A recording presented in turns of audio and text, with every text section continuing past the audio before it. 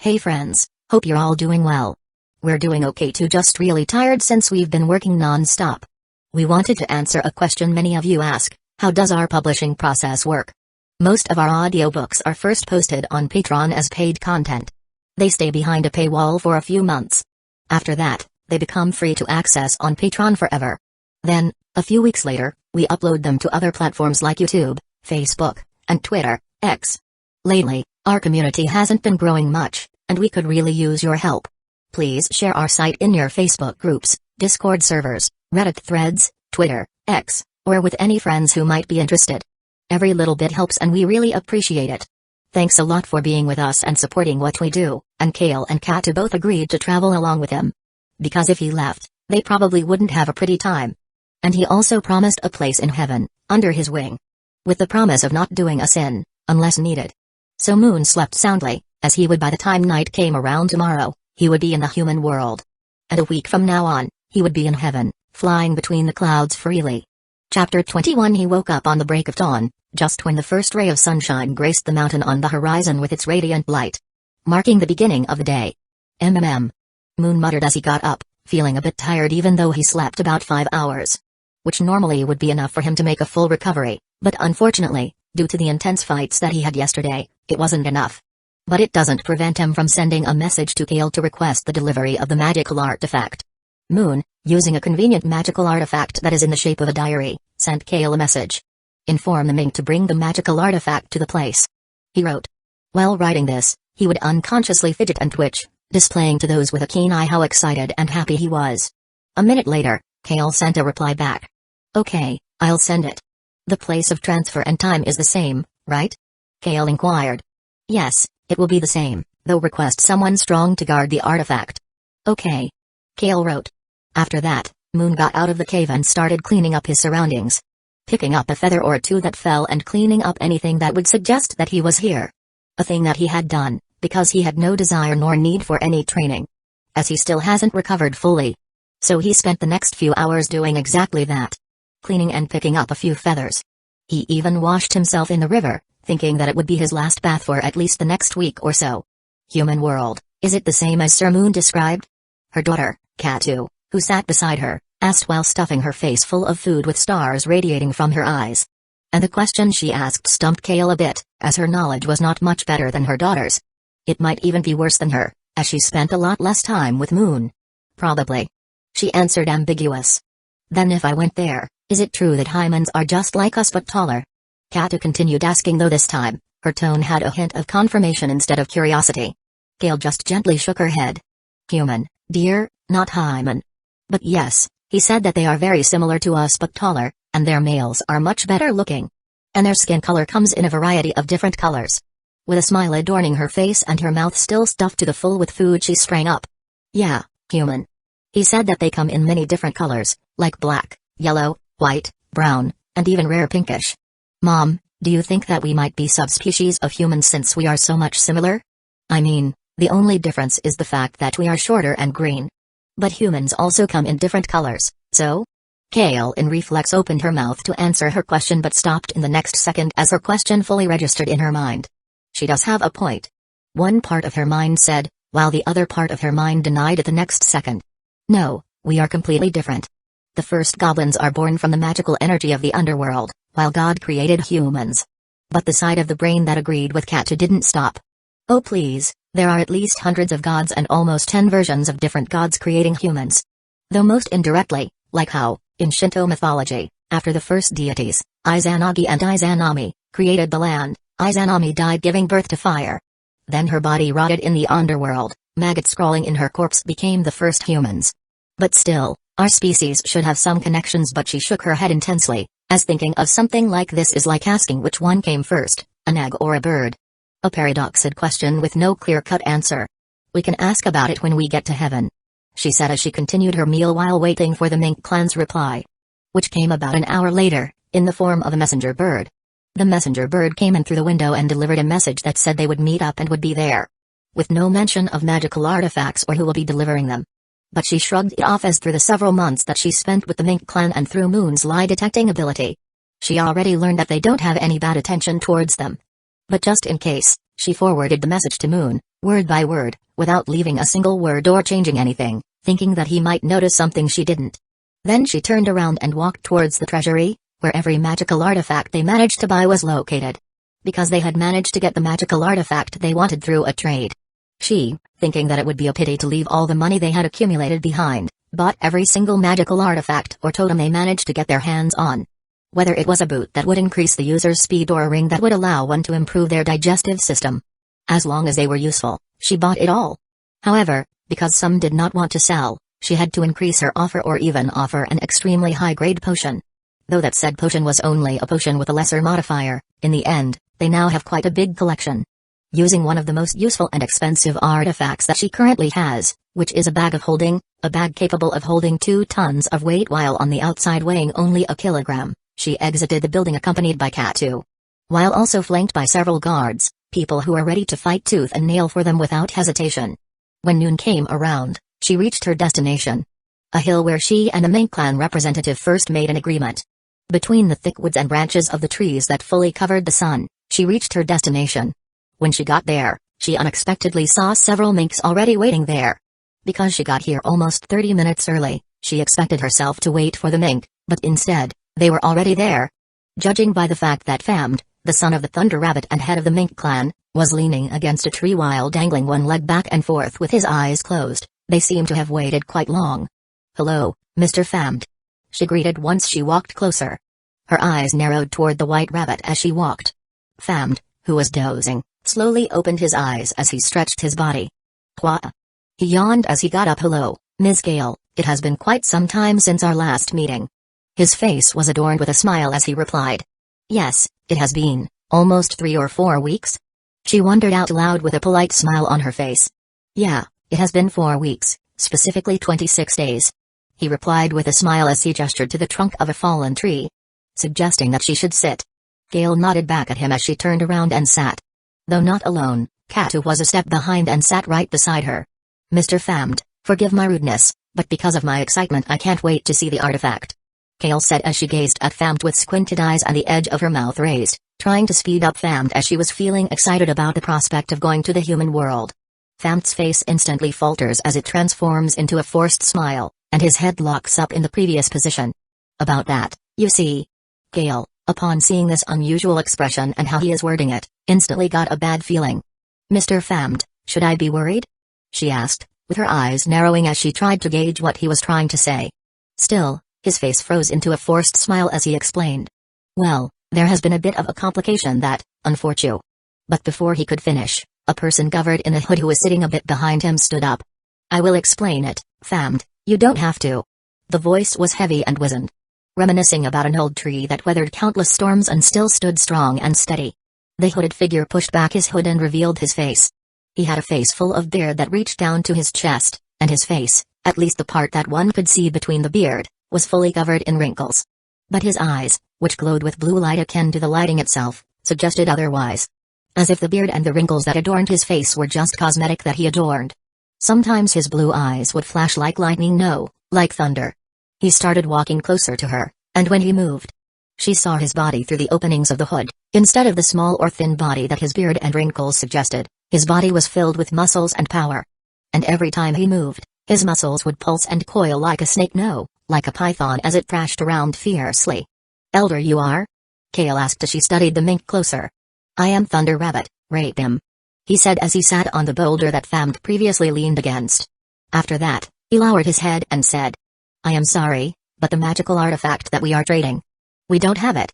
But if you want, I can trade in a magical artifact of equal value and send you to the human world through a friend of mine when he comes by next time," he said, his voice slow and calm, reminiscing of a lazy wind on the riverside. In contrast, Kale's voice was a fierce wind that is often apparent in the mountain peak. "What?" She stood up, her eyebrow shot open as she gazed at the old rabbit mink man. Not at the fact that he was the Thunder Rabbit, but instead at the fact that the magical artifact they are trading doesn't exist. How? How did they hide that they didn't have the magical artifact? Did they know Sir Moon's ability to detect lies and had done countermeasures? No, it doesn't make sense.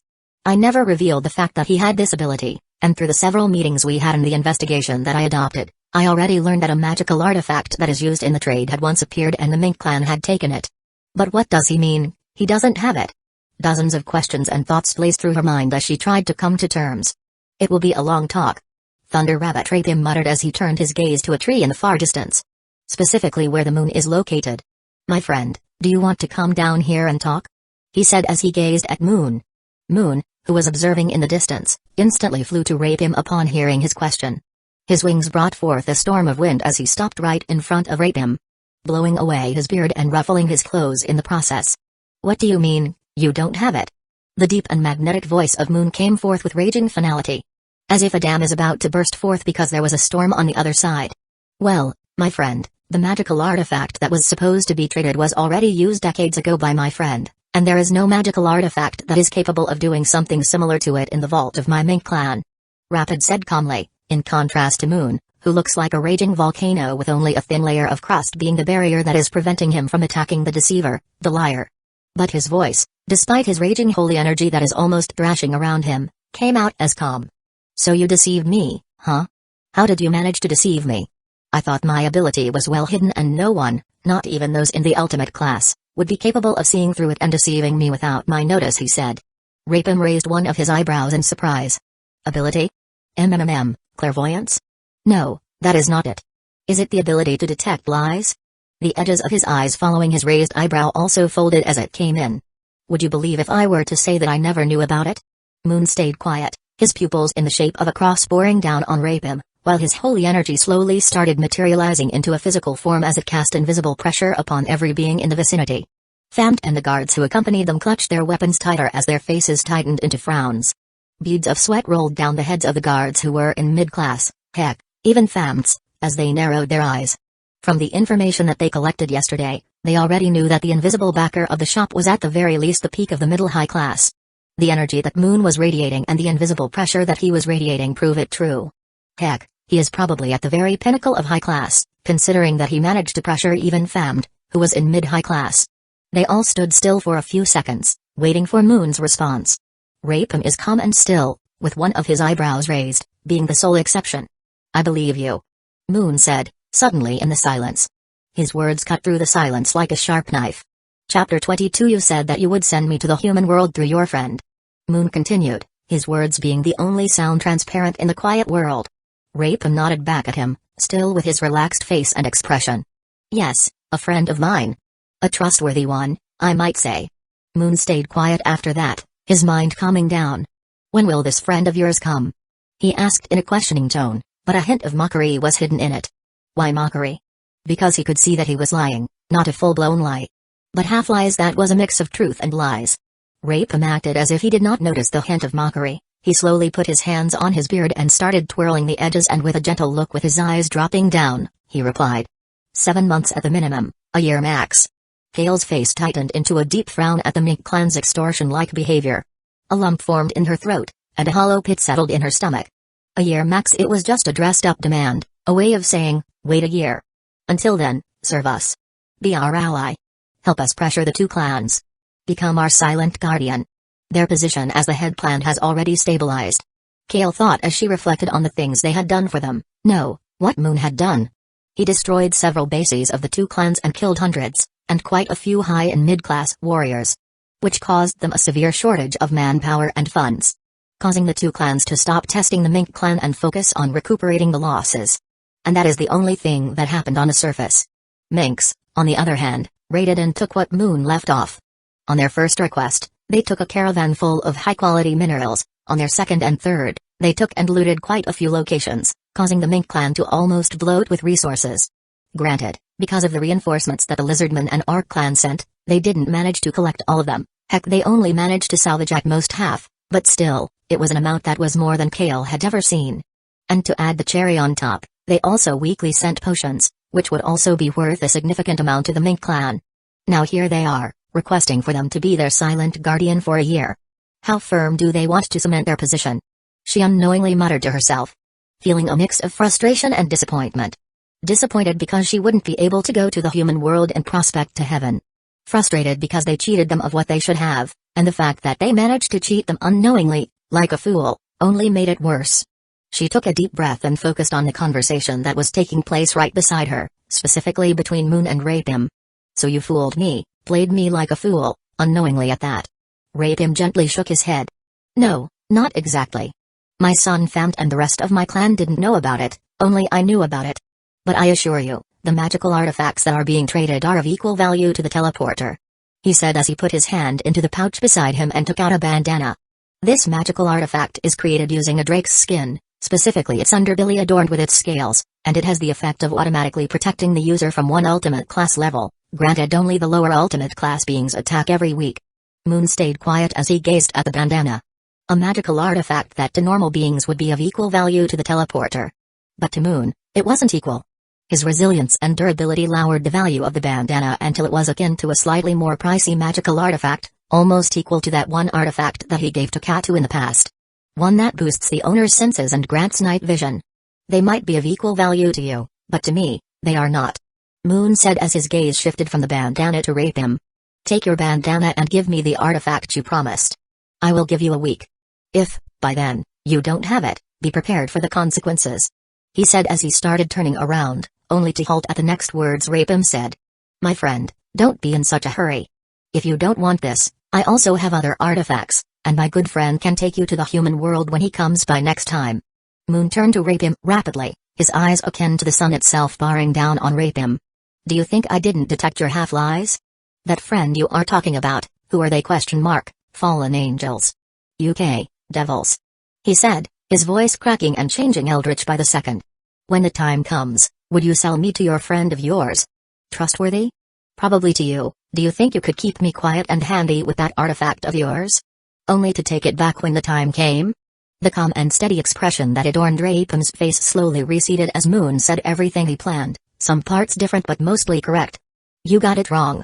He started explaining, his voice turning slightly colder in the end. Moon's pupil started glowing brightly as he continued. Again, a half-lie. Do you not understand that I can sense your lies? Moon calmly said, his deep voice blowing through the surroundings kicking up dirt into the air, after which he turned around and started floating away. I want the artifact 2 days from now. Rapim looked on at the back of the defective, disgusting angel quietly. His face, no longer a calm smile, was instead an expression of absolute neutrality. No longer was his mouth raised in the corner to give anyone the expression of happy and easygoing. His eyes are no longer gently falling to give one a gentle look. Troublesome. Rapim thought as he tried to think of ways to keep the angel around. He could try to brainwash himself using one of his spells and try to fool it. But it won't guarantee that he would be capable of going past its ability to detect lies.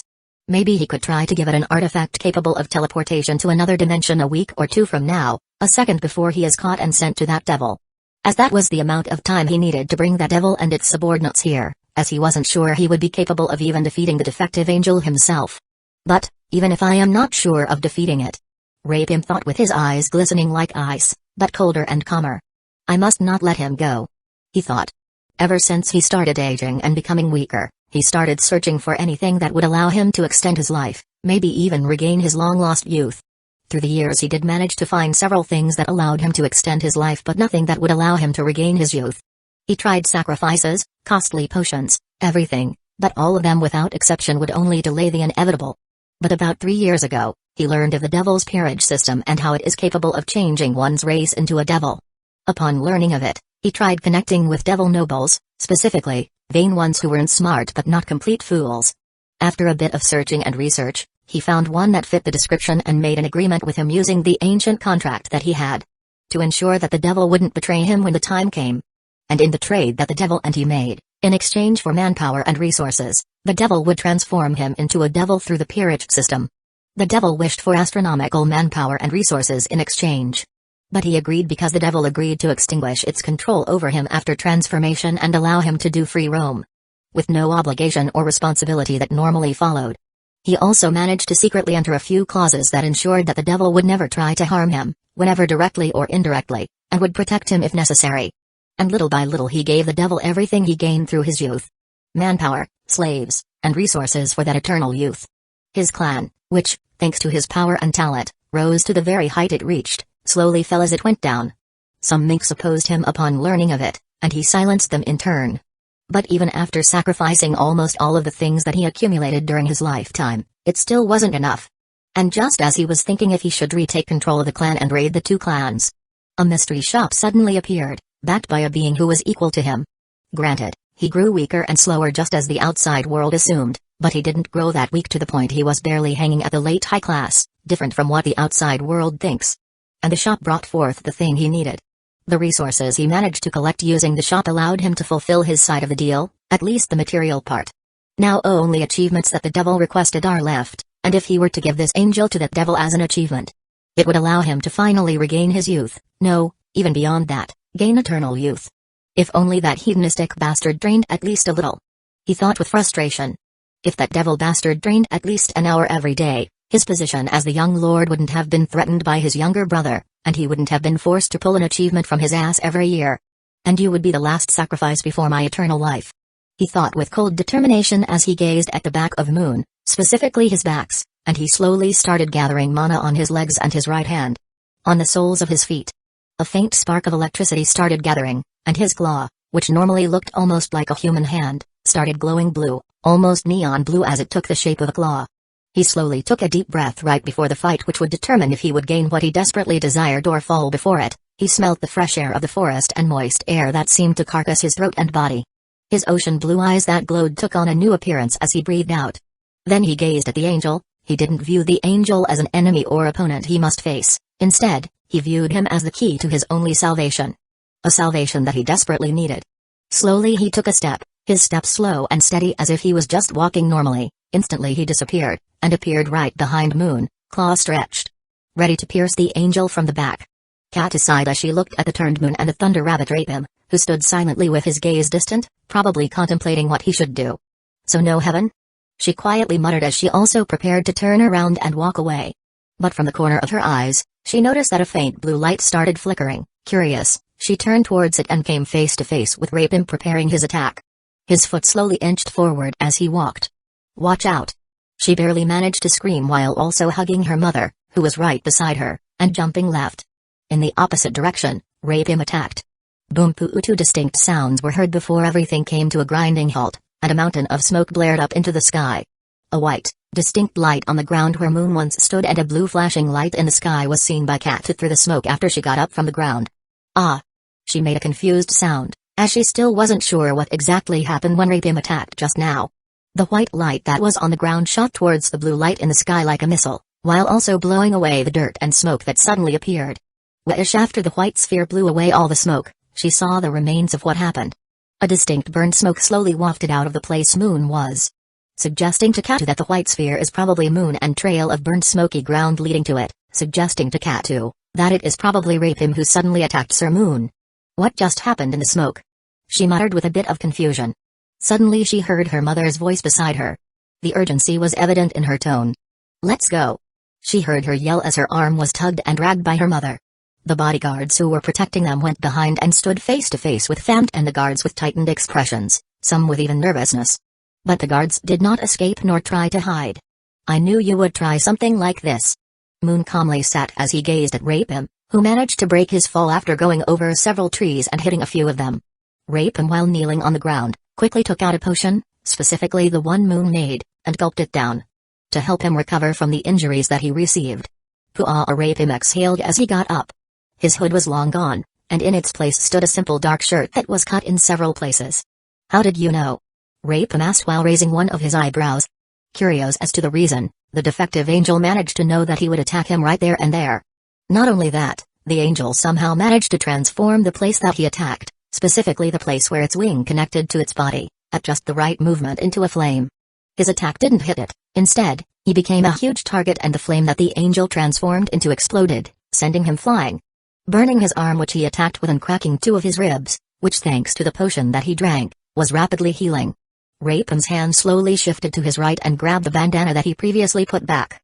Feeling like he would need every advantage he would need. During this time, his eyes never left the angel, his body lowered and ready to move at a moment's notice. But the angel didn't do anything, it just waited. After tying the bandana and taking out his gauntlet, he took a battle stance. Aren't you looking down on me too much? The angel stayed quiet for a few seconds after his question. Its eyes are in the shape of a golden cross digging into him. A disgusting creature. Rapim muttered to himself as he gazed at the abomination. But after what seemed to be almost 10 seconds, the angel replied. No, I did not. The angel's reply brought forth a frown on his face, feeling belittled by a being who wasn't even in the ultimate class. So it. He bellowed as he rushed towards Moon. His form was shrouded in the lighting that he manifested, and his hands were covered in his gauntlet as he rushed forward akin to a bullet. I was wrong, I underestimated you. Moon said as he towered over Rapim's figure.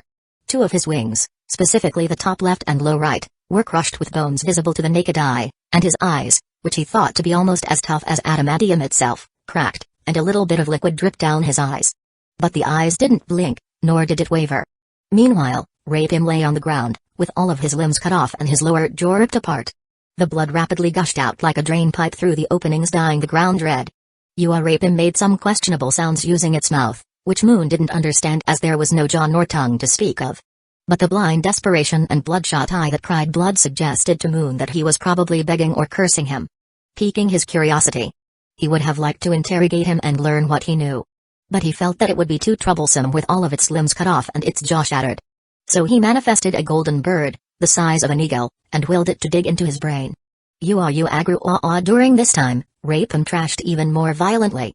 During this process, Rapim struggled and thrashed with the valor of a dying banshee.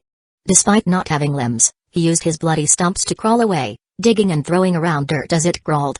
Its bloodied jaw, specifically the upper jaw, dragged across the ground digging into it as he struggled, but it was all in vain. The bird dragged the soul out of his body, calmly and without any emotion, as the bird was not a living being.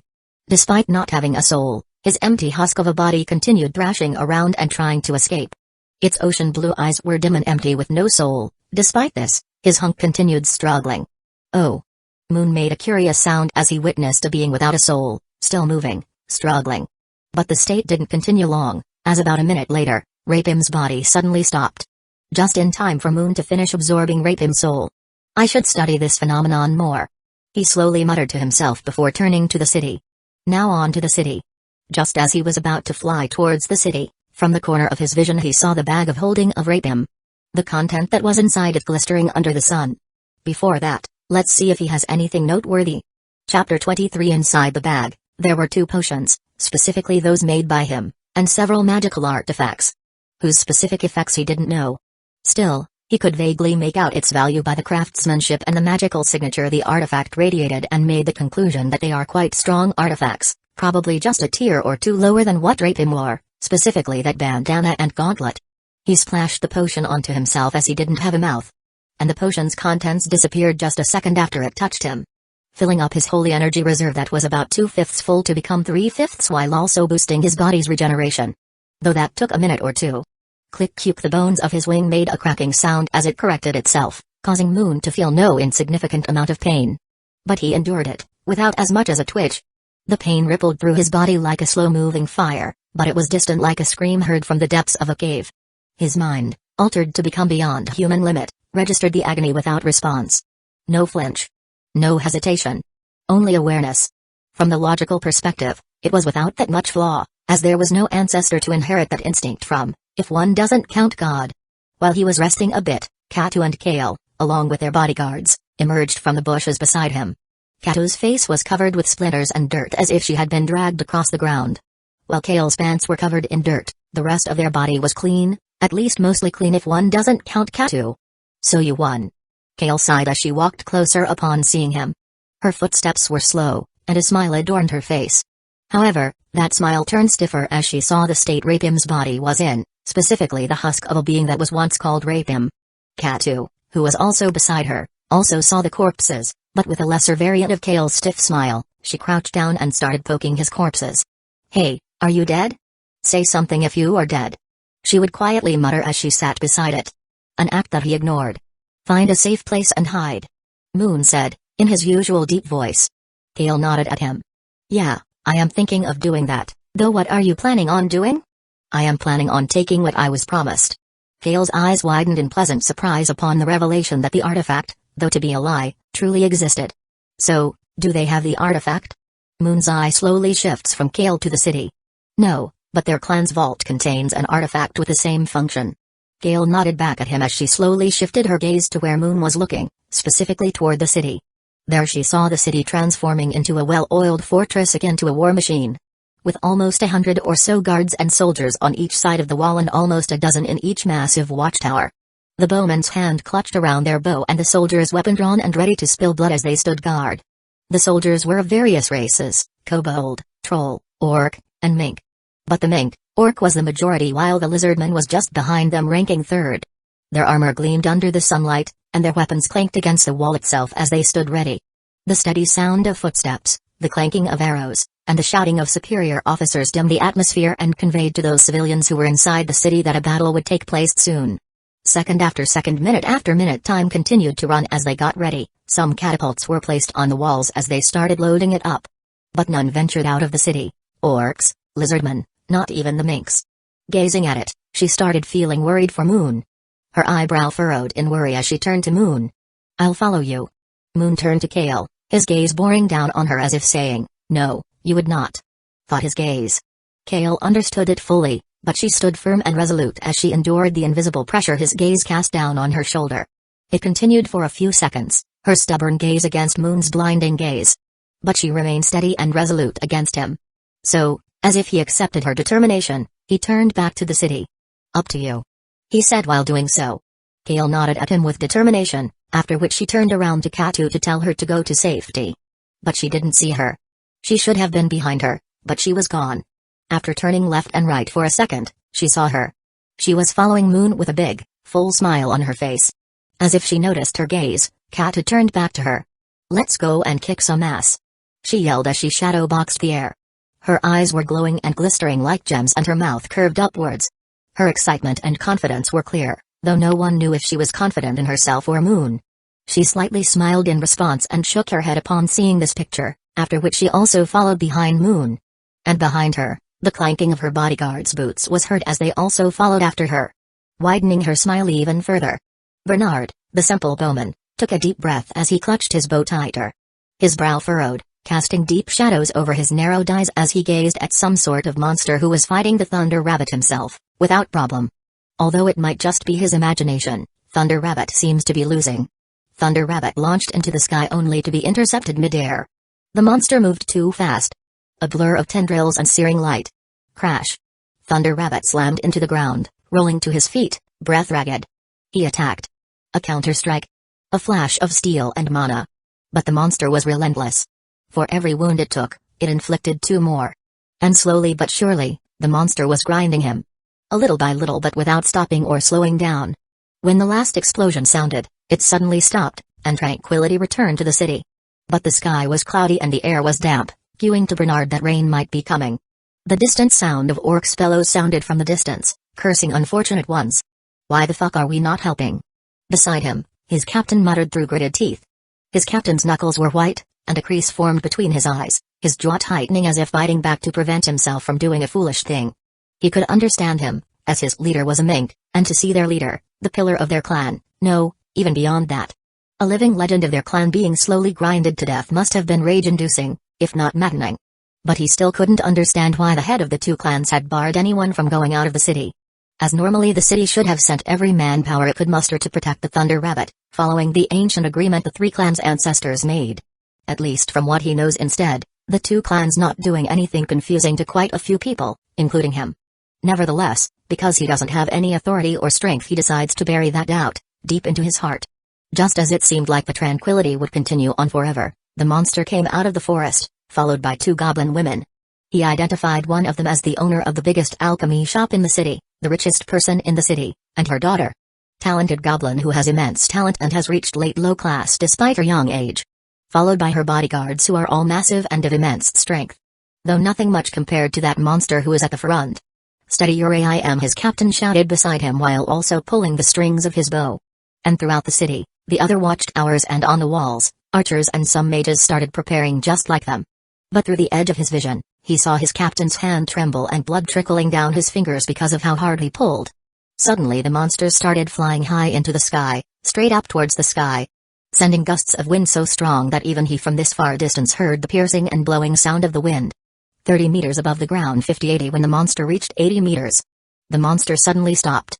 The monster's eyes are akin to a sun pressing down on him, no, on everyone's shoulder. "Give me what is owed, and I shall leave," the monster said, its voice for some reason reaching every corner of the city, despite the absurdity of it. The soldiers who stood on the ground and the pedestrians who were in their homes in fear all stayed quiet upon the question imposed upon them. For they did not want anything to do with it. In fact, for those soldiers that stood on the walls of the city, the soldiers who saw the monster rip apart massive trees like they were fragile branches, destroying hills like they were sandcastles during its fight against Thunder Rabbit, they wanted to just give in to its demand. But their superiors, uncertainty about what would happen to them if they did anything that might count as cowardliness or betrayal, prevented them from doing anything. But while the quiet guards remained stationed and the frightened civilians hid in their homes, the city's elites strode specifically. People from the three clans marched through the streets, galloping on the ground, weighting down the very air itself as they strode forward. Each of the elites was at least middle class with a hardened expression and scars of various sizes and depths that foretold the history of the 1,000 battles they had endured. Each time their legs touched the ground, they broke it and left their footprints on it as the ground beneath them gave in before their legs did. At their head were the two clan leaders of orcs and lizardmen, respectively. Both of them with a piercing deep gaze that sent shivers down anyone's back and monstrous pressure. You will get nothing, beast. Retreat now, or face the consequences. The lizardman leader shouted as he skillfully maneuvered his spears. Behind him, the elites of his clans stood. Meanwhile, beside him, the orc clan leader, Bulgar, turned left towards the lizardman clan leader and huffed, as if mocking him for being cowardly. After which he pulled out his massive hammer from his back, and bellowed. If you want it, come and get it, you beast. Sending a blast of air as the orc clan leader ran even faster towards the wall, no. Towards the beast in the sky. The lizardman clan leader's expression hardened through the scales that adorned his face. But he didn't say anything as he also ran towards the wall. What a mess. Bernard muttered as he shifted his aim from the monster in the sky to the two goblins and the group of guards who were on the ground. Some of his team followed after him as well, as they weren't confident that they could hit anything that was so high up in the sky. So be it. He heard the monster say as the monster suddenly stopped fluttering its wings and started falling towards the ground at an even faster speed than before. The monster was akin to the fastest of arrows, as a sharp, screaming whoosh tore through the sky as it fell. Just as it seemed like the monster would hit the ground, it suddenly spread its wing and did a 90-degree change. Flying straight towards the city wall. Boo-oompa, he didn't remember what happened after that. Everything was a blend of darkness, confusion, the ringing noise that blared in his ear, and pain as he lay there under a thick wooden plank in the ruins of the tower he once stood. He tried pushing the big log that was stuck on top of his leg but to no avail. Instead, a train of pain flooded in as his brain finally registered the pain he was in. His breath was hitched, and it felt impossible to take a breath. With only the smallest and shallowest breath possible, barely enough for him to survive. Fuck. He cursed, as that was the only thing he could do at the moment. The faint drops of water fell on top of him, cueing him that rain was coming. He took a few deep breaths, at least trying to breathe through the barely functional throat that he could, and opened his eyes to inspect the surroundings. The sight that greeted him was a grim and dark burning building, broken apart houses, and shops. Crying and begging civilians and enraged and maddened soldiers marching towards a massive beast. Who, for some reason, became even bigger than previously. The beast was previously only about 2 meters in diameter, now it is almost 4, and there were flames surrounding it. What happened? He muttered. He looked around with his only functioning right eye as the other won't open and saw a civilian hiding in the rubble beside him. Hey, Huff, what the hell happened? He said it, but it came out as weak and shallow.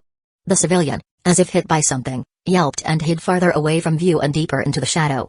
Upon seeing it, a faint anger surged beneath him. Getting exhausted and half dead didn't help much either, as it only fueled it even further. You there, what happened? He screamed towards the civilian. The civilian stopped yelping, looked around for a bit, and started sneaking closer to him. And when the civilian, whom he thought to be a weak civilian woman or child, turned out to be a big, burly orc. An orc, which he was familiar with, extremely surprised him. The orc was a bartender and owner of the biggest pub in the city and a man who wouldn't normally flinch under most circumstances. Ready to go hand in hand at any time. But the orc was also peculiar, as the orc always wore that weird white shirt despite his massive muscles and took no insult from anyone towards his little mustache. Yeah. The orc quietly whispered while hiding right beside him, probably from the monster who was still fighting in the middle of the city. What happened? Bernard asked while trying to hide the surprise he felt at how polite and quiet it sounded, in contrast to his burly frame. The orc stayed quiet for a few seconds, sounding unsure, causing Bernard's breath to start rising again. But the orc didn't take long. The thing, it entered the core part of the city. Bernard stopped for a few seconds, after which he asked. Start from the very beginning when that thing rammed into the wall. What happened? The orc scratched the back of his head quietly and nodded. Okay, But be quiet, okay? It might notice us. Chapter 24. I don't know every detail, but at least from what I saw, when that thing rammed into the boom, a massive explosion happens from beside them as buildings and houses fall apart like clay, causing the orc to yelp in startled surprise as he hid his body even further into the shadow. Bernard, stuck under the pillar, turned towards the city's core, where he heard screams and begging of a few people, which at the next second disappeared. Damn it, why did it come to this? He would unconsciously mutter to himself, his eyes brown furrowed and eyes turned into a slit. He tightened his fist and stuck the pillar that was on top of him with such force that he bled. The warm blood trickled down his hand as he gazed upon the chaos. Chaos that had arrived only an hour ago, yet it swept in like a storm, tearing everything apart. His home. His city. Everything he had ever cherished gone. He felt a range of emotions as he gazed upon the burning city and the smaller explosion that was happening. First, it was denial, anger, and fury, then it was wheezing acceptance.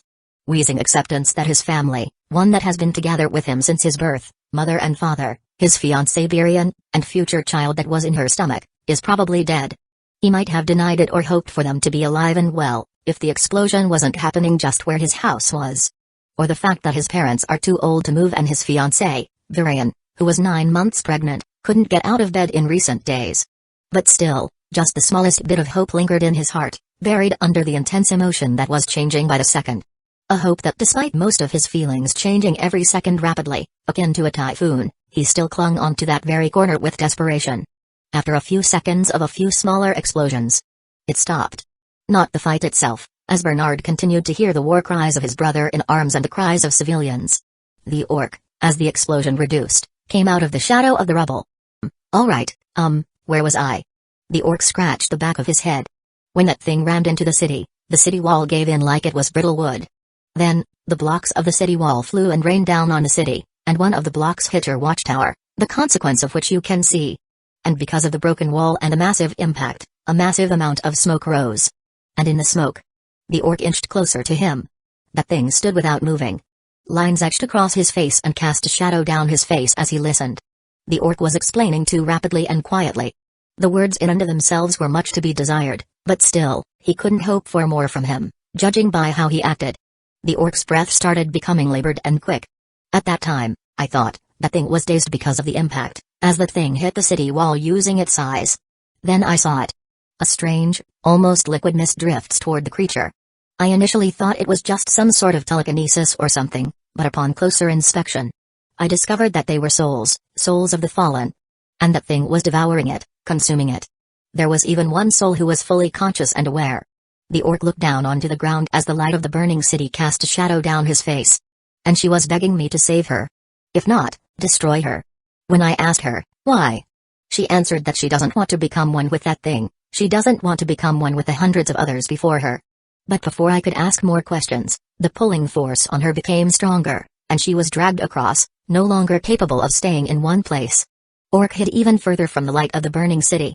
And at the next second, as if to prove what she said, that thing started regenerating rapidly, its injured wing, straightening, and feathers rapidly started growing out of it.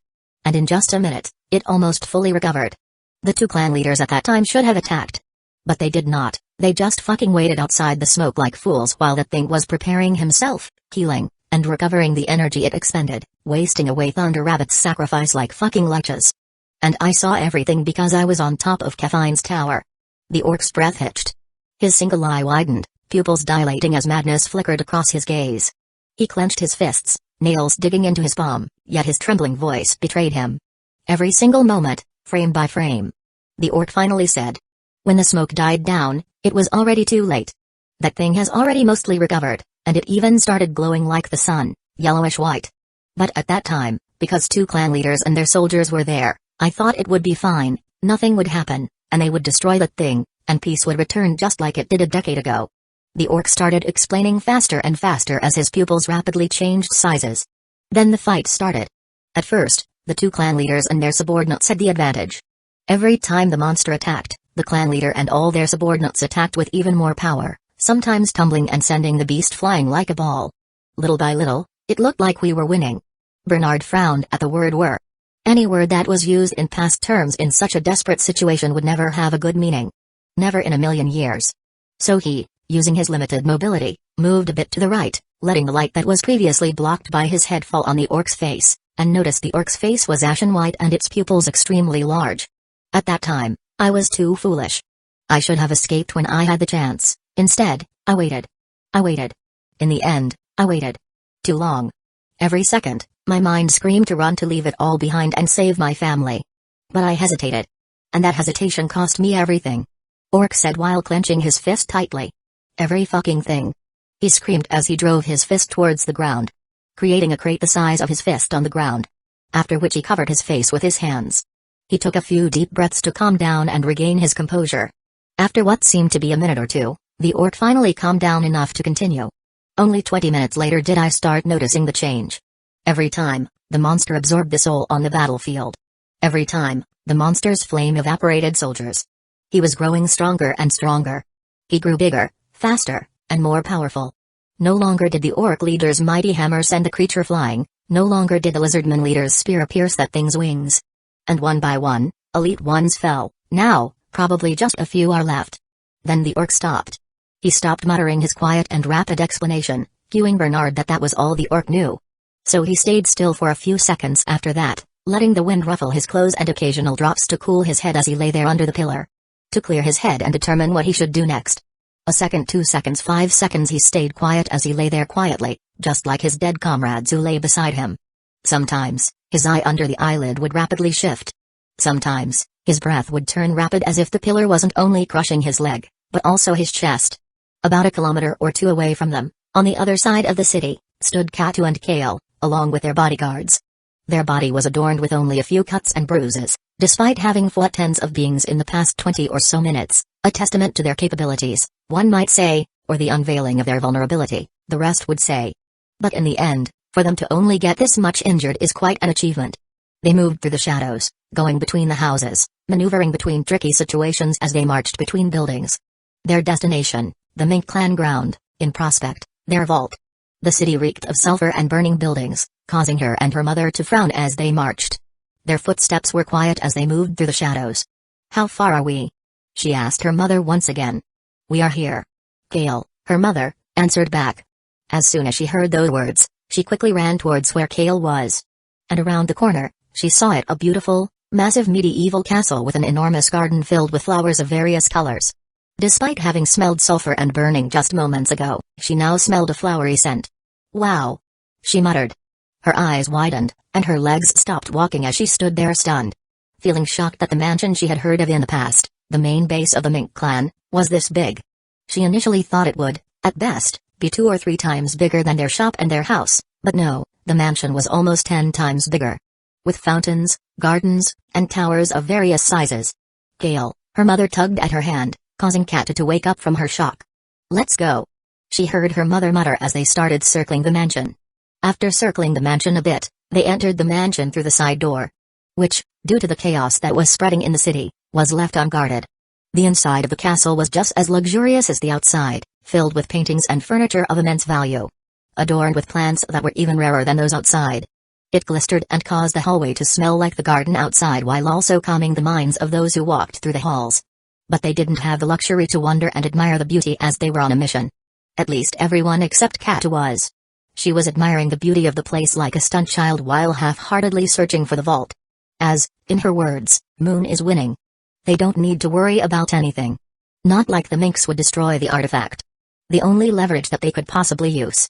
Kale wanted to scold her, pull her ear, and drag her around, but she refrained from it, thinking it wasn't the time. Though she had written it in her little mental book. And the fact that she was only fleetingly admiring instead of standing like a fool also helped. So they started searching for the vault, which for some reason was unexpectedly hard to find. They traveled from room to room, section to section, but to no avail.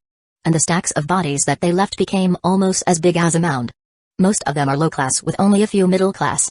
Even those in the middle class are at the very bottom of the middle class, making Kale and Katu's work much easier.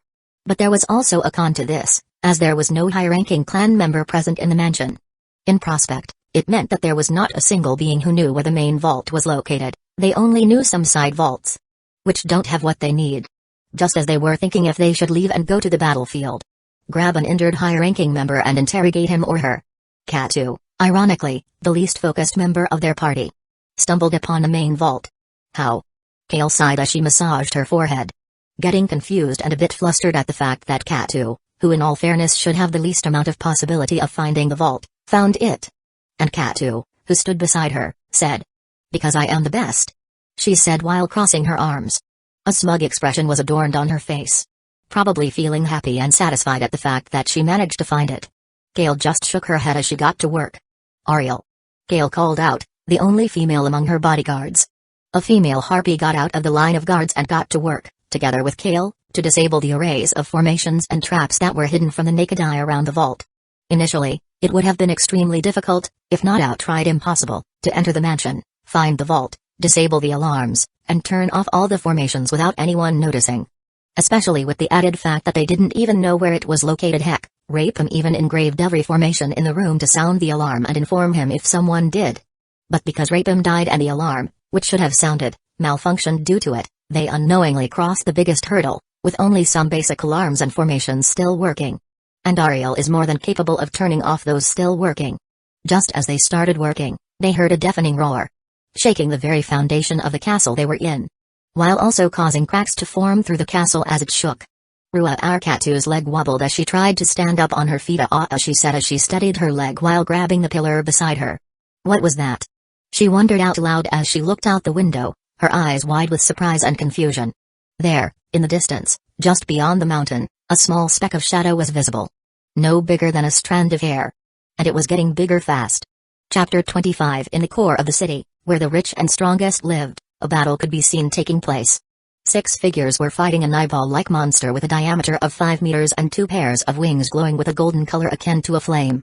The 6 figures, all of them without exception, were high class. Granted, only 2 clan leaders were at the top of the high-class hierarchy while the rest were at the bottom, but still. For another high-class being, especially for one that is not at the very top of the high class, to fight against all 6 of them without losing ground would be unheard of. At least for those without sacred gear or help from a third party who is of a higher tier than them. Then there is Moon, who is pushing and steadily gaining ground against them. The only reason for them being capable of withstanding this long is their loyal subordinate rushing toward their death, which is Moon, without caring about their lives or what will happen to those left behind by them. Granted, for those who have such zealots, loyalty is rare and far between. But through generations upon generations of selective incubation by the clan's chiefs, they had a sizable amount of zealots who were ready to lay down their lives. But no matter how many generations there are, it is impossible to have an immense number of them since a living being is a byproduct of desire and will, and to direct that desire and turn it into loyalty is hard. So there were only about 3 or so hundred zealots currently alive inside the city despite hundreds of years of existence of their city, which is dwindling by the second. From the 6 high-class beings' perspective, especially the 2 clan leaders, the situation couldn't get any worse. They were burning through their stamina like crazy, using immensely powerful attacks or spells every minute or so. And the number of their zealous subordinates is lessening and lessening. To add salt to the wound, the monster they were fighting was only getting stronger and stronger every time it devoured the souls of the fallen, becoming bigger, faster, and stronger, causing them to have no little amount of despair as they fought. The only silver lining, that is, preventing them from giving up and fleeing or just giving up and letting the inevitable happen, would be their clansmen who are currently evacuating and their loved ones, who were depending on them. But one's perspective is never right, as unknown to all of them, the monster they were fighting against, the one that was pushing them to the brink of despair, wasn't feeling so good himself. I am going to puke, Moon thought as he tried to stop himself from puking out all the souls that he had eaten today. His wings started sometimes contrasting and twitching against his will, and he started hearing the begging of those souls inside his mind, sometimes even the flashes of their lives. Their wails as they struggle to break free from his clutches. The mothers that are begging for their sons and daughters' souls to be freed. Some fathers' souls worming their way to where their families were located and covered their souls with theirs as they struggled and protected their loved ones even in the afterlife. The nauseous feeling that permeated and became stronger every time he devoured a soul, every movement he made after, only made it worse. Please, just my son, please. He heard one of the souls wailing inside his mind. And along with noises and shrieking that came along with it. With a flash, a brief life history of the soul came into his mind. She was a prostitute who was, as a child, sold to the brothel by her parents and forced into the path of low life itself. Every day was hell for her, as she was used and played with like a toy just for the scraps that those would-be customers left behind. They whipped and hit her as they enjoyed themselves, as she was only a low-level prostitute among the hierarchy of the brothel, even below the cleaners, as she was a slave, not a worker. Every day, It was torture. Every second ticked so slowly that she just wished she could just end herself here and there. But unfortunately, the slave choker that was around her neck prevented her from doing anything deemed unprofitable to the brothel. She shed enough tears to fill up a large pool. She was raped more times than she could count. Her eyes slowly lost their luster as she slowly died mentally. With only the cheap smell of cigarettes and disgustingly thick, cheap perfume as her only constant company. Just as life seemed to be an endless abyss without an end, a miracle happened. She gave birth to a child who, despite being born from a harlot of the lowest degree, was beautiful and pure. In sharp contrast to her, who already started losing her feathers despite only being in her mid-20s. Her baby had black feathers growing from her back, in contrast to her dull brown and pure, jewel-like green eyes that reflected her appearance. Like a calm lake where she once went with her father, when her father wasn't a gambling addict. And her mother wasn't a drug addict. Upon seeing her, her first instinct was to protect her and escape from this hell together. But that wouldn't be possible as she was marked to live all her life as a slave. So, despite her reluctance, she gave her up to an orphanage just a week after her birth. Her instinct at that time screamed at her that she was no better than her parent and that she truly deserved living like this, but the logical part squashed that part of her mercilessly, causing her already dull eyes to dim even further. Her hand at that time trembled, and her leg nearly gave out, but she endured it and left her daughter outside the orphanage using one of the rare favors that she managed to gain through the years. From then on, she had something to look forward to. Something to hope and dream. Hoping that one day, her daughter would live the life she never could and enjoy the delicacies that only she dreamed of. Every week or so, she would scrape everything she had and send it to her daughter. In hopes that she would grow up healthy and energetic, as the food situation in the orphanage wasn't that good. As every year, 1 or 2 children would always starve to death. This cycle continued for a few years. Her baby, although she couldn't meet and talk to her, grew up beautifully. Raven black hair and emerald-like eyes sparkled with innocence and curiosity. Her daughter was a curious one, as she would always want to learn many things. Using what she had and a few nights without sleep, she even managed to get her a book. A decayed and old book was all she managed to get, but her daughter loved it. As she saw her always carrying it around whenever she was playing or doing some simple chores. In contrast, she, on the other hand, started losing weight, her skin started losing its healthy color, dark circles started appearing under her eyes, and she started losing the few customers that she had, causing the already meager scraps to reduce. But still, thinking that she probably wouldn't live that long, she gave what she had to her daughter. And about a day ago, her body finally gave in, and she was discarded into the streets. The one who would bury her would come the day after tomorrow. Until then, she would wait for her death, slowly waiting for the inevitable that will happen. At that time, her mind was hazy, and some random question appeared in her mind. Why did they not finish me off? The naive part of her asked the weary and torn side of her mind. And the torn and broken part of her replied. Because they don't want us smelling like shit when that person who would be burying us came around. The naive side of her nodded with an innocent expression with big, wide eyes that reflected a calm lake, an expression that the broken side had long forgotten. Would my daughter be okay? The naive, childish side asked, her voice chirping like a bird, energetic and happy. Her broken and ripped to pieces side of her mind replied. Probably would die, the situation of the city is getting worse. The naive side nodded, her expression still one of innocent wonder, the kind only a child could have. It was a part of her that had never grown, always clinging to the hope of that fateful day when her parent would finally come to take her away. Away from this nightmare that was her life. Away from the harsh truth that the possibility of her daughter ending up the same would be high. Just as it seemed like she would find her eternal peace. The monster came. That thing devoured and consumed everything without differentiating anyone nor anything. That thing didn't favor the strong, nor did it pity the weak, for that thing, all beings were equal. Its monstrous eyes didn't even show a ripple as it consumed all who were unfortunate enough to get in its way. That thing at first glance looked like a truly awe-inspiring being, with its pristine wings and deep and, for some reason, calming aura it had. But at the second glance, it appeared like an eldritch monstrosity, and the fact that it was massacring everything and everyone didn't help, only making it even more paradoxical beast. Causing her heart, which had stopped long ago, to throb once more before her eventual death. Moon blinked as he felt his mind return to the present. The sudden clarity gushed into his brain as he awoke from that flashback that he got from that harpy's soul. The third one that he had since he started absorbing souls in such high volume. The first one caused him to lose focus for a second, and the second one caused him to lose focus for half a second. Now, it was only 1/4 of a second, a massive improvement. A thing that he should be happy about. But he wasn't, as every time he had a flashback of the souls he devoured, he felt like he was losing a small part of himself. A part of him that made him Moon, A part of him that made him who he was, forever. He felt terrified and lonely every time it happened, but just a millionth of a second after it happened, he would regain his calm, a calm that one should have while relaxing on a rainy day, not when one is fighting and massacring countless. And the small part of him that was foreign to him, reveling in the change for that part, viewing it as a boom instead of a curse. Which caused Moon to start panicking only for it to disappear the next second. His mind returned to the present as sound started registering in his mind as he viewed what happened outside his body. There he saw all of his enemies dead or half dead on the ground, and he in the sky, on top of them, about to devour their souls.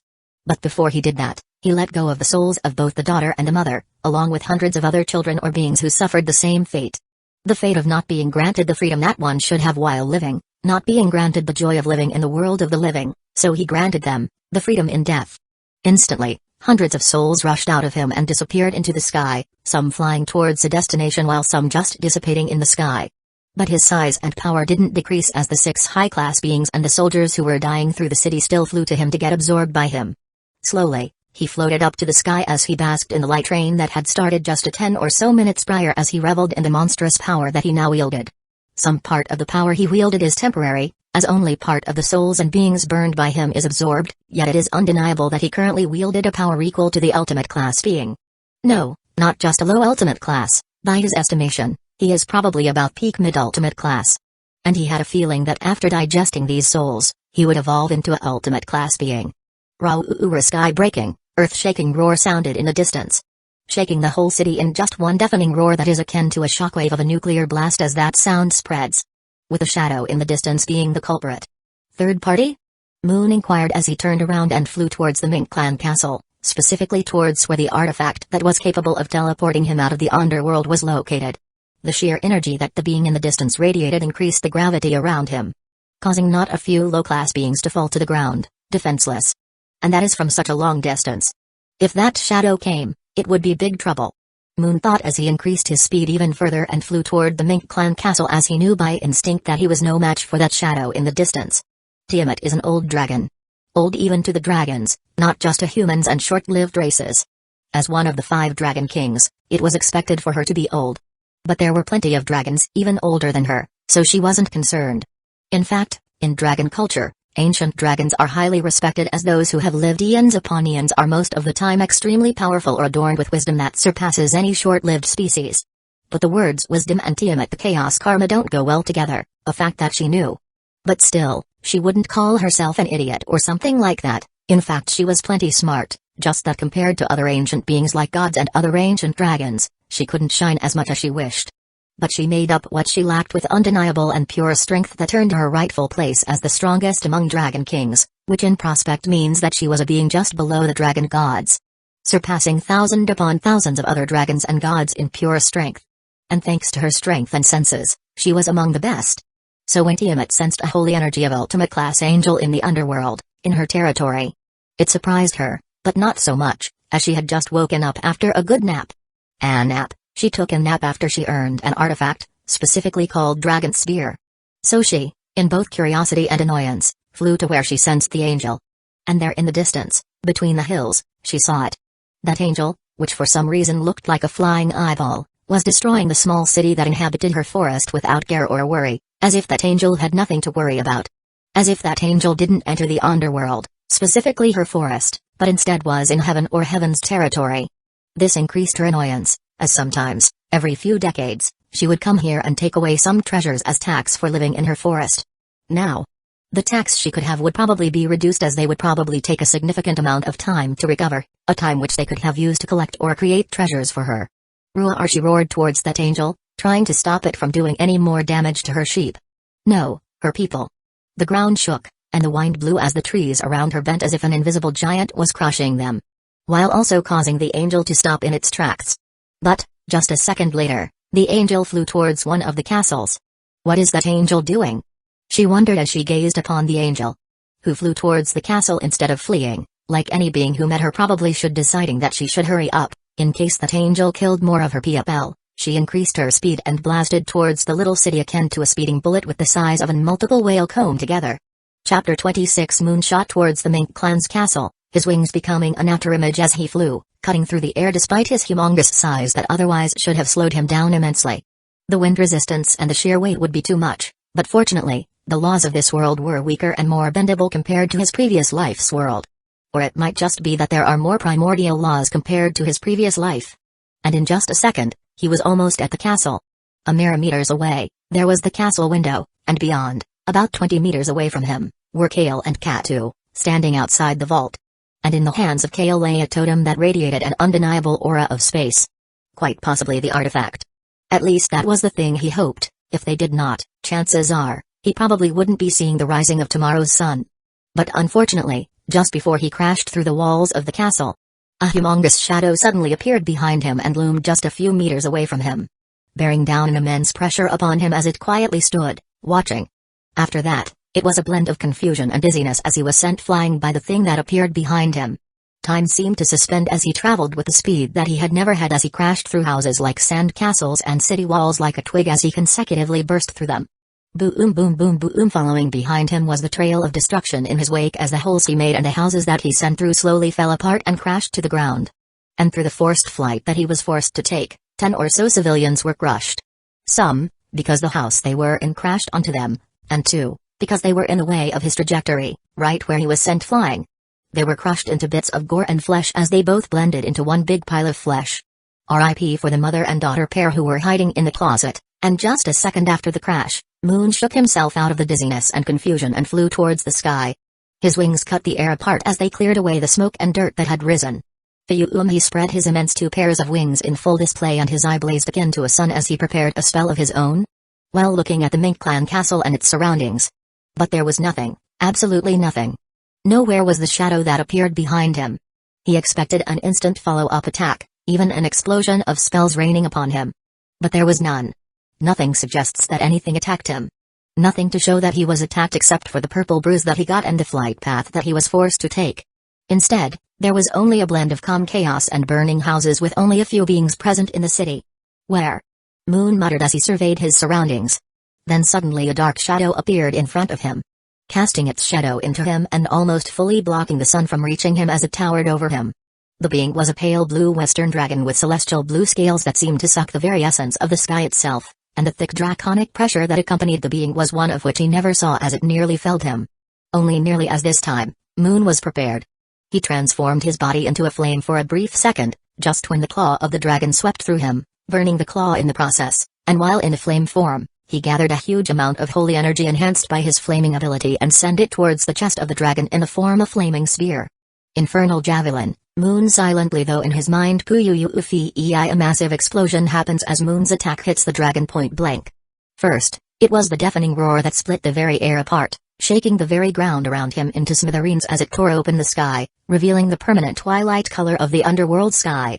Then it was the screeching of the explosion that tore open and shook the very particles of the world as it covered the world in chaos, rupturing the eardrums of any being who was unfortunate enough to be beside them. A massive amount of heat accompanied the sound soon after as it blasted away and round the part of the forest they were on, turning any trees into charcoal and evaporating lakes until there was nothing left, along with all the fish that inhabited it. For a brief moment, time seemed to stop between them as Moon and the dragon, which Moon was guessing to be Tiamat the Chaos Karma Dragon, locked gazes. Moon's inhumane gaze that never once blinked since its existence against Tiamat's blue platinum draconic slit pupils that spoke of power. Then it was the silent showdown between them, a challenge that was never spoken, and the rules that were never uttered as they both locked gazes, waiting for the other to blink and for the time to resume once again.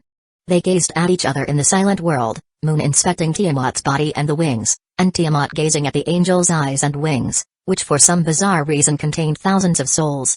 Who, just like the angel in front of her, was gazing at her with their own gazes. Some were filled with hope and some with madness as they clawed at her. Most of them were still squirming and resisting as they crawled towards her, through the binds of the angel before her, as if she was a beacon of hope for them. The only beacon they could find in the endless hell that awaited them. She slowly shifted her gaze towards the angel's pupil, to the inhumane gaze of the angel who had that innocent and pure glint that all angels who haven't fallen had. The one which they wore as they massacred all who stood against them, not caring whether they were elderly or children for their one and only God. As if any action they did, under their God's will, became righteous and fair, they executed his will to burn down millions and cast more to eternal damnation. But just a second after they executed God's will, they would return to those normal, peace-loving angels who were willing to sacrifice their lives and help those in need without expecting anything in return. But she wasn't one to judge, as she had done worse things. After all, she didn't earn her title as a Dragon King by just lazing around or sparring with fellow dragons. But suddenly, something changed. The air twisted. It was thick, as though it clung to her scales, then thin, as though it evaporated altogether. The world around her seemed to bend, not in the way the wind might shift, but in ways that made her aware of every breath, every movement unnatural, like the very space was breathing her in. And then, that angel's gaze. It shifted. But no, that wasn't right. It wasn't a shift, it was a tearing, as if the gaze tore open a void or portal. Then, she felt a gaze, an eldritch, wrongful gaze that cast its twisted ideology upon her mind as that being observed. The owner of that gaze warped the space around her as it extended its reach towards her, as if wanting to drag her to it. Maniacal panic set in as she tried to force her way through it, but it was to no avail, as if the very space around her solidified into an extremely solid block as it blocked her and prevented her from moving a muscle. But she didn't stop or give up, as she continued trying to break free despite already learning it was futile, just like how it was instinct for any being to struggle until the end. While her body was busy struggling against it, her mind went through her ancient memories rapidly as it looked for ways and clues to what was happening. Through the ancient memory akin to the oldest of grimoires, one that recorded her eons upon eons of experience. In one corner, on the edge of the forgotten, under the heavy dust, she remembered the warning of the ancients. The only instance in her ancient memory when she saw those primordial dragons tremble as they warned her. A word that they, after minutes upon minutes of shaking and breakdown, managed to utter. Beware of the horrors beyond the stars, those who cast despair even to those already dead. Outer gods her mind, uttered without her notice, took a sharp intake of breath in the frozen world as her pupils rapidly changed sizes and her scale. Is the owner of this gaze an outer god? No, it feels different from the ones the ancients spoke of. A small part of her, her logical side, continued to look for ways to survive this ordeal. Outer gods, a whisper that was never spoken clawed at the edges of her mind, an echo from the abyss. They did not speak in words but in concepts, unraveling any being's understanding of time, of reality. All primordial gods and ancient dragons spoke of them in hushed tones beneath the cover of the sun. They spoke of them as beings beyond every possible concept, law, and existence itself. They warned the younger ones never to utter their name or even mention them, as if they do, the very existence itself might cease to exist. For those who live beyond the stars might find them or make them aware of their fleeting world and existence. The platinum blue scale took on the shade of deep ocean blue, as if turning pale as her claw scarred the ground. Then she noticed it, the feeling, this cursed feeling that she was feeling was coming from the angel in front of her. One, which she thought was annoying and weak. One that, she thought, she could easily get rid of. The wings of the angel in front of her were changing, contrasting, and morphing as they moved, not as wings but something more. More than what a limb can do, more than a wing could possibly do, as it dug into the very space itself. Her breath caught not from pain, nor from shock, but from the stark, undeniable realization that she would die soon. No action, no desperate struggle, would change that outcome. Her body accepted it before her mind did. Yet her soul refused. The soul of Tiamat, the Chaos Karma Dragon, refused as it rampaged. Cursing her feeble body and instinct that for some reason bowed before her, the true owner of the body did. Her mind reddened until only blood remained, and she prepared to give up any reasoning as she prepared herself to go on a mad rampage. As any being, whenever they were the strongest of gods or even the very outer gods, would have to pay a deep price before killing her, as she would never go down easy, for she was a dragon king, the strongest among dragons. But at the next second, that distorted moment that spans centuries disappears as if reality itself returns to life as Tiamat's eyes snap open, and she uses her ability.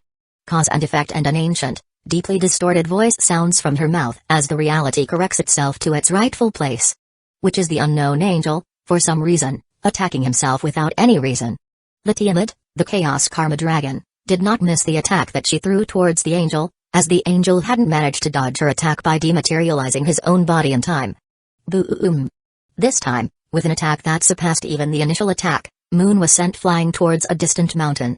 This time, he broke through boulders and ancient trees like a needle that flew at light speed as he cleared a straight path through them. But Tiamat wasn't done yet, as Tiamat's body, unknown even to her, as if making up for giving up earlier than her mind, charged up an immensely powerful fire breath and shot it towards the angels. Hitting it just a second after it landed on the mountain. Hitting the angel right in the eye while creating a mushroom cloud that reached into the very limits of the sky. Which bloomed a second after as it covered the sky fully. What was that? Tiamat mutters with contorted eyes as she takes in a sharp breath of air, her scales dimming and her body twitching and contorting as she suppresses herself from shaking in terror or falling over to the ground. She took a slow step forward, but her legs gave out when she put weight behind it, causing her to kneel down despite how humiliating this was. She desperately tried to stand up again, but no matter what, no strength traveled towards her leg, and no amount of the dragon power that she radiated in desperation made her forget that fleeting horror. A horror that left her just as fast as it came. A mirage, madness she would like to call it, but she knew deep in her heart. That thing was just as real as her and everything that existed in this world and was somehow connected to that angel. Time fractured around her as she knelt, a being equal to the very outer gods who could deny the existence of the world just by merely existing. It was real, wasn't it? The horror that had gripped her chest. Or was it? A fleeting moment? A fragment of an impossible thought? Had it happened at all, or was she already lost to the twisting of reality? Nothing felt certain. Nothing felt right. The burning smell of her flesh and the pain that accompanied it stole her attention away from her fractured mind as she looked down towards her chest and her claw, which burned, despite her already using her ability, changing the cause and effect so that the angel's attack never hit her, yet it remains. Her consorting pupils slowly stopped changing sizes as she tried to put out the flame, dousing it with thick dragon power. But it didn't work. Instead, it only made the flame stronger and caused the flame to change hue to platinum yellow. Then she tried a few spells like Frost Rain and Winter's Wrath. A rare few spells she learned in her long life. Which also didn't work. So she tried cutting out that part of her body along with the dragon power that, for some reason, started resisting her will. Not moving as she wished and harming her body despite being one of her own. It worked, as all the dragon power, along with some scales, was thrown out beside her. Then she started looking around for that angel. Though she didn't know what she should do with it, as normally she would crush those who trespassed into her territory without a single thought. But for that thing, she wasn't sure. That angel felt like it was as strong as the very outer gods and weak as the ultimate class. At least to her, ultimate class was considered weak, as she killed plenty of ultimate class beings. Unknown to her, that angel whom she was worrying about was quite a few kilometers away, crawling towards the Mink clan's castle.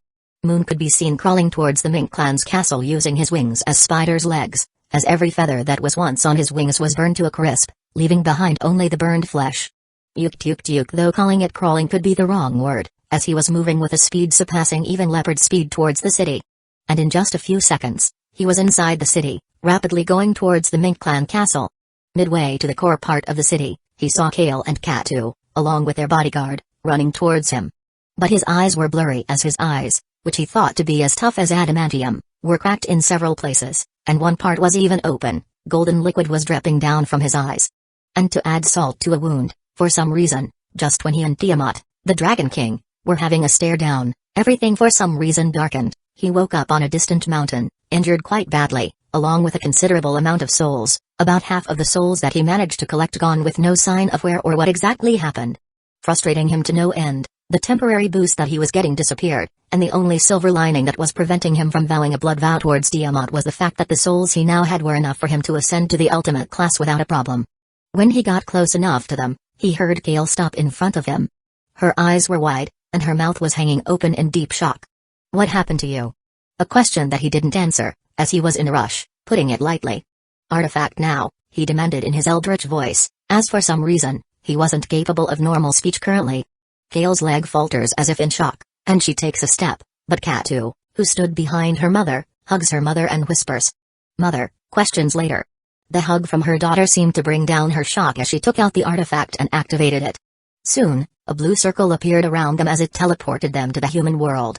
But just before they teleported away, Moon turned right where he saw Tiamat flying up straight towards the sky. Probably haven't seen them yet.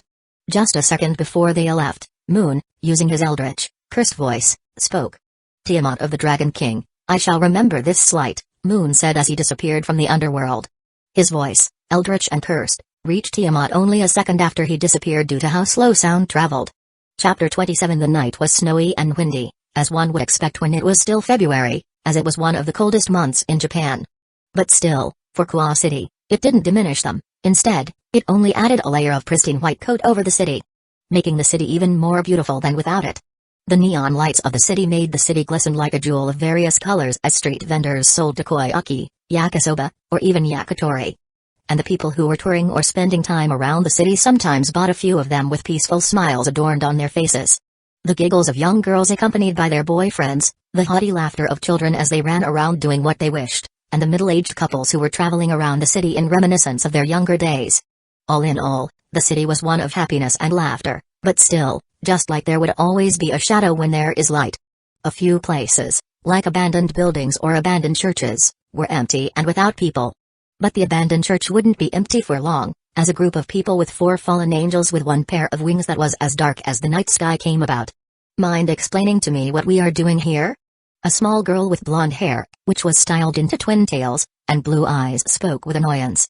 She wore gothic Lolita attire, which consisted of a black dress with white frills, a large black bow on the front, and a green jewel embedded on the collar, white thigh-high socks with suspender garters, a black set of frilly panties, and black shoes. She also wore a large black bow on top of her hair. She was a fallen angel named Mitelt. And a fallen angel who stood at the front replied.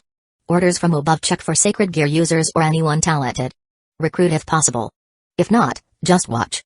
Huffed another beautiful fallen angel who was more beautiful than any supermodel. She was an attractive young woman with violet eyes and a curvaceous, slender body. She had long, silky black hair that reached down to her hips and possessed 2 black feathered wings characteristic of her race, and on her face was an annoyance even more apparent. Why? Millet wailed like she was ordered to build a house using only a toothpick. Her fist tightened, and her mouth widened as she screamed.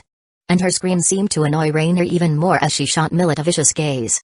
A gaze that sent a message that if she were to do anything that annoyed her more than it already had, she would pay.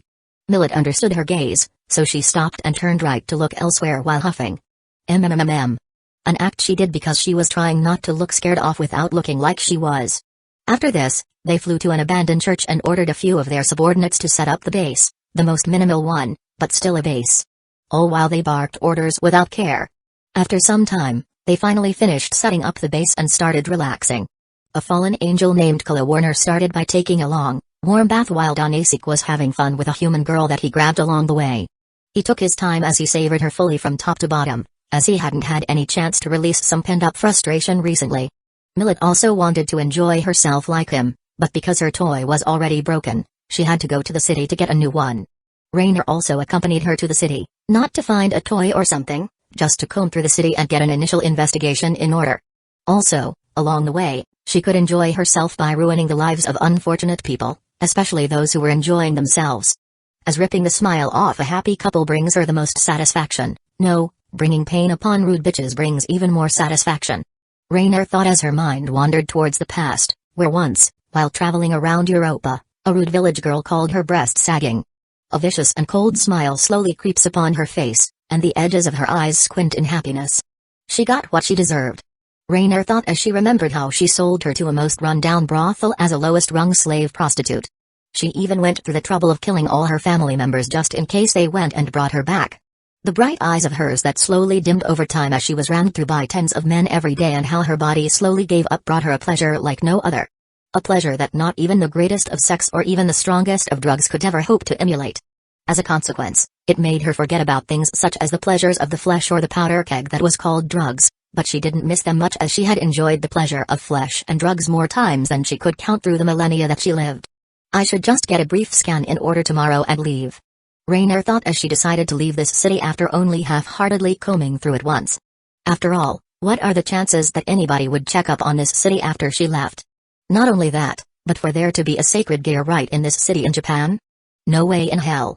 Even if there were, they were probably recruited by the overseer of this territory with their fancy peerage pieces.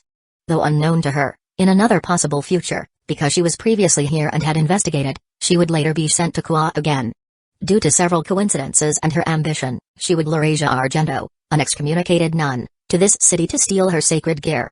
Although in that possible future, she would be severely stumped and confused for over a week on how naive and sheltered the girl was. Heck, the girl, Asia Argento, even had to rely on them for food because she wasn't capable of finding food on her own. And would possibly starve to death if left alone. But unfortunately or fortunately for her, she would be beaten by a perverted sacred gear user and, as a consequence, die due to it. But that possible future stopped being a possibility due to a certain angel who was coming from the underworld. Yuwa. Kala Walker exhaled as she relaxed back into the bathtub. Her tense body relaxed, and the muscle on her face softened as she leaned back. Her chest floated on the surface of the water. As the water relieved her back of the constant pressure, she closed her eyes and enjoyed herself. What should I have for dinner? She whispered as she thought of food that she currently wanted. Pizza? She asked herself. No, not feeling like it. She answered. How about some burgers? She asked herself again. Yeah, that's a good idea. She said as she nodded to herself, still with her eyes closed, but now with a small smile on her face. While Kalawalker was washing her and taking a long hot bath, a giant round white object suddenly appears on top of the church and starts to fall on top of the abandoned church. The moment she heard the swooshing of the wind and crunching of the church's roof, her muscle memory kicked in as she instantly got up and dashed. Her figure was a blur as she ran through the halls of the abandoned church naked, her chest bouncing up and down like watermelons and her lower body, specifically the cheeks, clapping due to still being wet as she barely in time jumped out of the church. She did a barrel roll a few times before stopping, after which she put on her clothes using magic and looked behind her to look at what had fallen on top of their base. Though she had half a mind to just leave, as she was quite sure that the thing that attacked them was devils, considering that they technically trespassed into their territory. But contrary to her expectation, what she saw was only a giant white ball, which for some odd reason had 4 long, pillar-like tendrils. An intense burning smell permeated her a second later, causing her to scrunch her nose. What the hell? She muttered, only to stop as she noticed that the giant ball was, in fact, a giant, massive, humongous eye. But because the eye was facing downwards and the smoke was blocking her view, she initially didn't manage to capture the view. But after the smoke fell a bit, she noticed it. Only for her to freeze a second later as she realized that the huge eye, almost 4 meters in diameter, was, in fact, an angel. To top it off, it was an angel that was on a cadre tier. How could a giant eyeball be an angel? She asked herself as she gawked at the huge eye with her mouth wide. Ever since time immemorial, even in the olden days, all the angels that were created by that one were all beautiful or handsome, even by the supernatural world standards. With their perfectly systematic body and faces, along with their gentle and soft expression, they were viewed as one of the beacons of beauty. With only some gods or goddesses being above them, even then, some angels like the great Archangel Gabriel were even above those goddesses in terms of look. But here lay an abomination-like angel on the ruins of their makeshift base. With a warped and blended body that screamed that it was a monster, along with 4 impossibly long burned tendril that for some reason had face of monsters. Yep. Without a doubt, a monster. She silently thought to herself. Still, the pure holy energy and the small white feathers that were there at the base of the tendril told her all she needed to know. That she needed to flee and to not to look back. So she did just that. She turned around and spread her wings wide and prepared to fly. Why-ish was all she heard before she felt one of the tendrils penetrate through her chest, coming out of the other side. Her eyes contrasted, and her face took on the shade of white as she turned around to plead. Only one of the other tendrils found its way and penetrated her leg, severing it into 2 pieces due to how thick it was. No. Wait, She screams, only for her scream to be drowned out by the other tendrils also penetrating her. And the tendrils, which were in fact wings, pulled out of the wound that was there and tore through her again, until all that was left was just a meat pile and some blood. Which also disappeared the next second due to the angel using his ability and burning up everything. Disgusting wench. Moon cursed unconsciously due to how much disgust he felt and the thickest killing intent that appeared in his hazy mind. Even though he wasn't sure what he killed except the feminine voice that he heard, but the absolute disgust he felt was all he needed to determine what he would have to do. Which is to obliterate everything that has any connection to it to smithereens. An act that he was about to do again as he felt another stench below him under the collapsed church, crawling upwards towards him. Along with several others who were also there. Soon, a scream or pleading of a few beings rang out before dying out the next second along with flames of the moon destroying everything. After neatly burning everything, he turned towards Gale and Katu, who just saw all of this happen with a somewhat calm expression. Heck, even the guards had calm and neutral expressions. He extended one of his wings, which, embarrassingly enough, looked more like a burned octopus tentacle rather than wings, and healed all of them, along with wiping away their exhaustion. Gale and Katu, along with their bodyguards, just stood still as it happened, for they knew that he would not have any ulterior motive. Thank you. Gale said as she nodded politely towards him with the healthy color of her body returned to what it should, which is soft green. Thank you, Sir Moon. Katu chirped with a smile, but there was a hint of exhaustion visible in the depth of her eyes despite her already recovering physically, a thing that he deeply understood as today has been a very hectic day. She probably fought and killed off more than she could count today. Though now that he thought about it, he should also be quite tired, considering that he first fought Thunder Rabbit, then he massacred the whole city, after which he had a brief showdown with Tiamat. Moon, though, only noticed that his vision was blurring as he continued to think. But he forced himself to stay awake as he didn't know if he was in a safe place or if Tiamat wouldn't follow them along, as he was quite sure that a dragon of Tiamat's rank might be capable of teleportation between realms. "Let's go," Moon said as he prepared himself to travel east. "Why east?" someone might ask. "Because in the west there was a city. And he doesn't want to enter or be anywhere near any city, as that is where most of the supernatural beings are located. And he doesn't know if his self-control would prevail against his instinct of massacring everything that was sinful, just like the things that he just killed. As he was pretty that there was more from just the ones that he killed in the city. All 4 of his wings stabbed the ground, shakingly, as his wings, obeying Moon's orders, prepared to go along for another march. He took a step, shakingly and slow, but Moon radiated a holy energy from himself and enhanced his wings, causing them to stop shaking as he took another step, only to suddenly fall even though he enhanced his wings. "Why are my wings not moving?" Moon wondered with some absent-mindedness as he prepared himself to try again, only to fail again after taking another 2 steps. This time, even the shaking stopped as he stopped having any feeling in his wings. "Move," he thought as he tried again, but his wings didn't move, for it was too injured and too exhausted to do anything. And his already hazy and dim mind started to darken as he felt his strength leaving him. Despite his monstrous if not abnormal endurance and vigor, his body was still, in the end, things made of muscle and bones, though not exactly pure bones and muscle, but still some part of his body was still, in the end, mortalish. Just like how there is a limit to even the most limitless thing, his body has reached its limit. For it had endured the onslaught of Thunder Rabbit, who at the moment of his death displayed strength in the ultimate class and the thousands of attacks of the city along with the stress of being forced to digest thousands of souls. But still, this amount of attack wouldn't be nearly enough for Moon's body to fall. But the attacks of Tiamat and the fire breath that she sent him were the last straw. His body gave up completely and fell.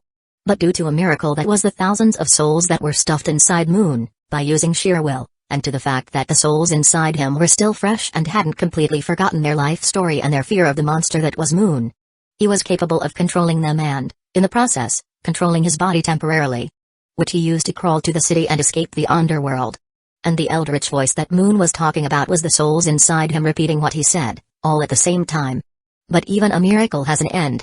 As the souls inside him slowly gave out, so did his consciousness that was just floating on top of the sea that was his consciousness. Moon turned to Kale and instructed her.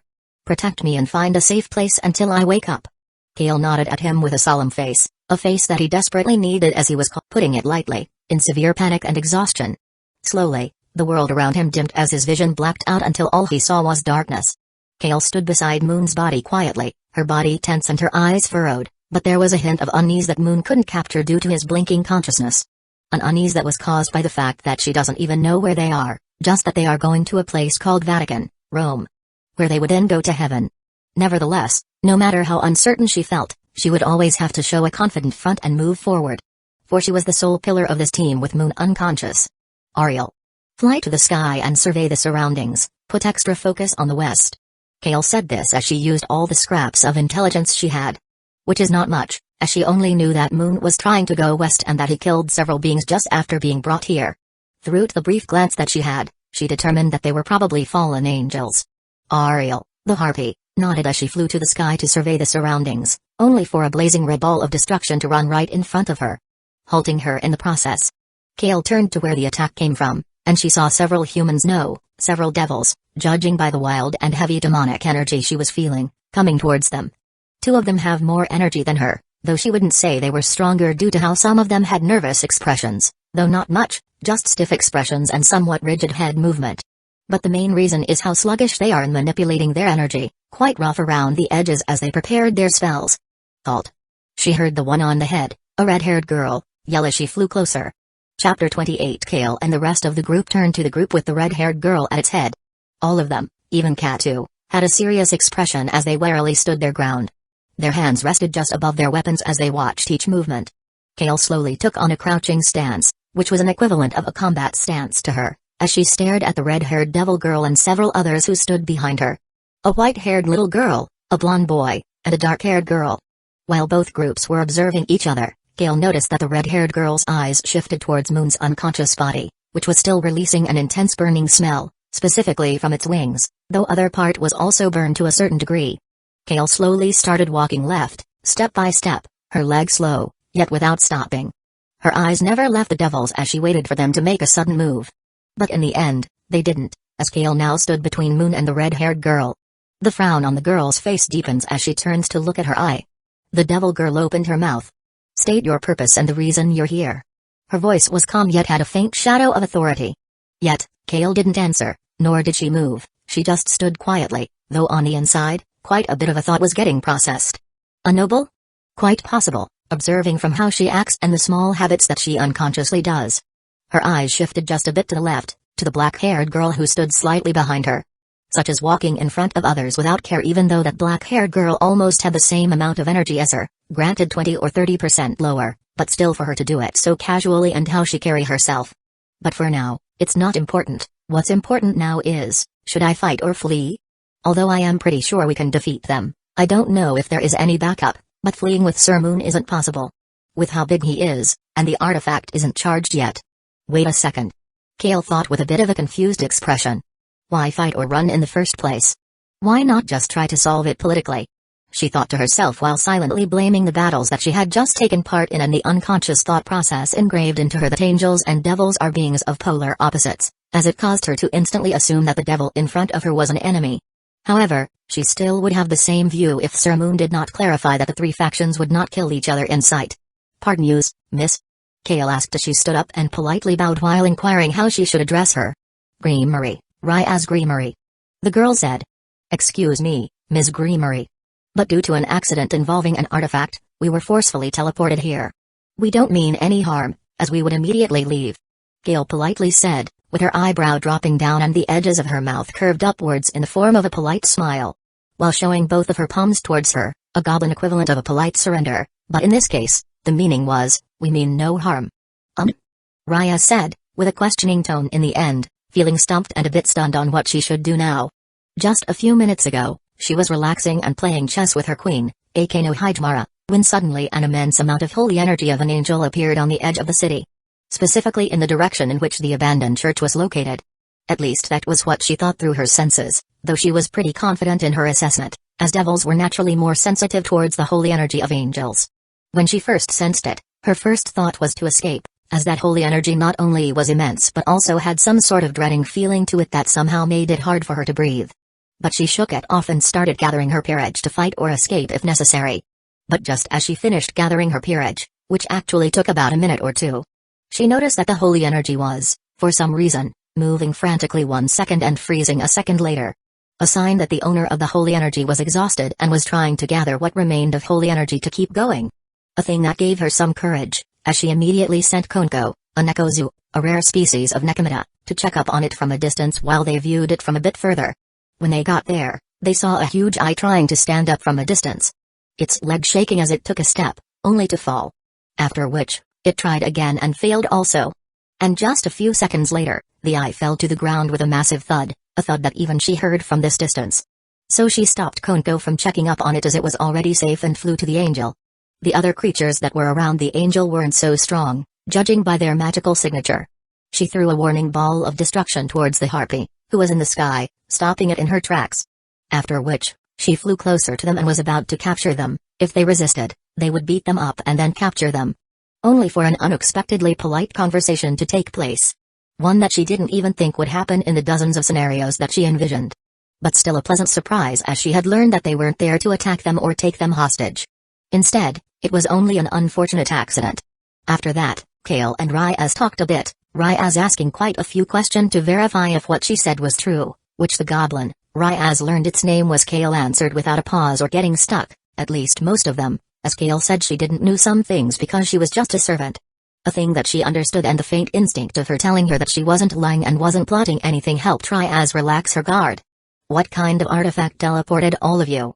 Ryaz asked, her voice no longer having the edge that she had while she was interrogating them in the name of polite questioning. But as the conversation continued on and with Konko giving her a green light through her heightened instincts, it really took on the form of a polite questioning. "Oh, this right here did it," Kale said with a smile on her face as she took out a totem that shone in pale light. One that had an extremely detailed craftsmanship and magical signature carving befitting of its status as an artifact that could teleport one across the globe. Ryaz nodded as she inspected the totem. "It does look like one," she muttered. Kale nodded at her words before saying, "Miss Greenery, can we leave?" My lord's condition isn't currently good, and we need to tend to him urgently. Yes, you can go, do be careful next time. Raya said as she started bidding farewell to the goblin named Kale and their group, who turned around and started walking towards the angel to lift it up and carry him. They slowly spread out, encircling the angel, after which they counted. 3, 2, 1 now. The biggest beastmen who looked like a tiger yelled as they started trying to lift it.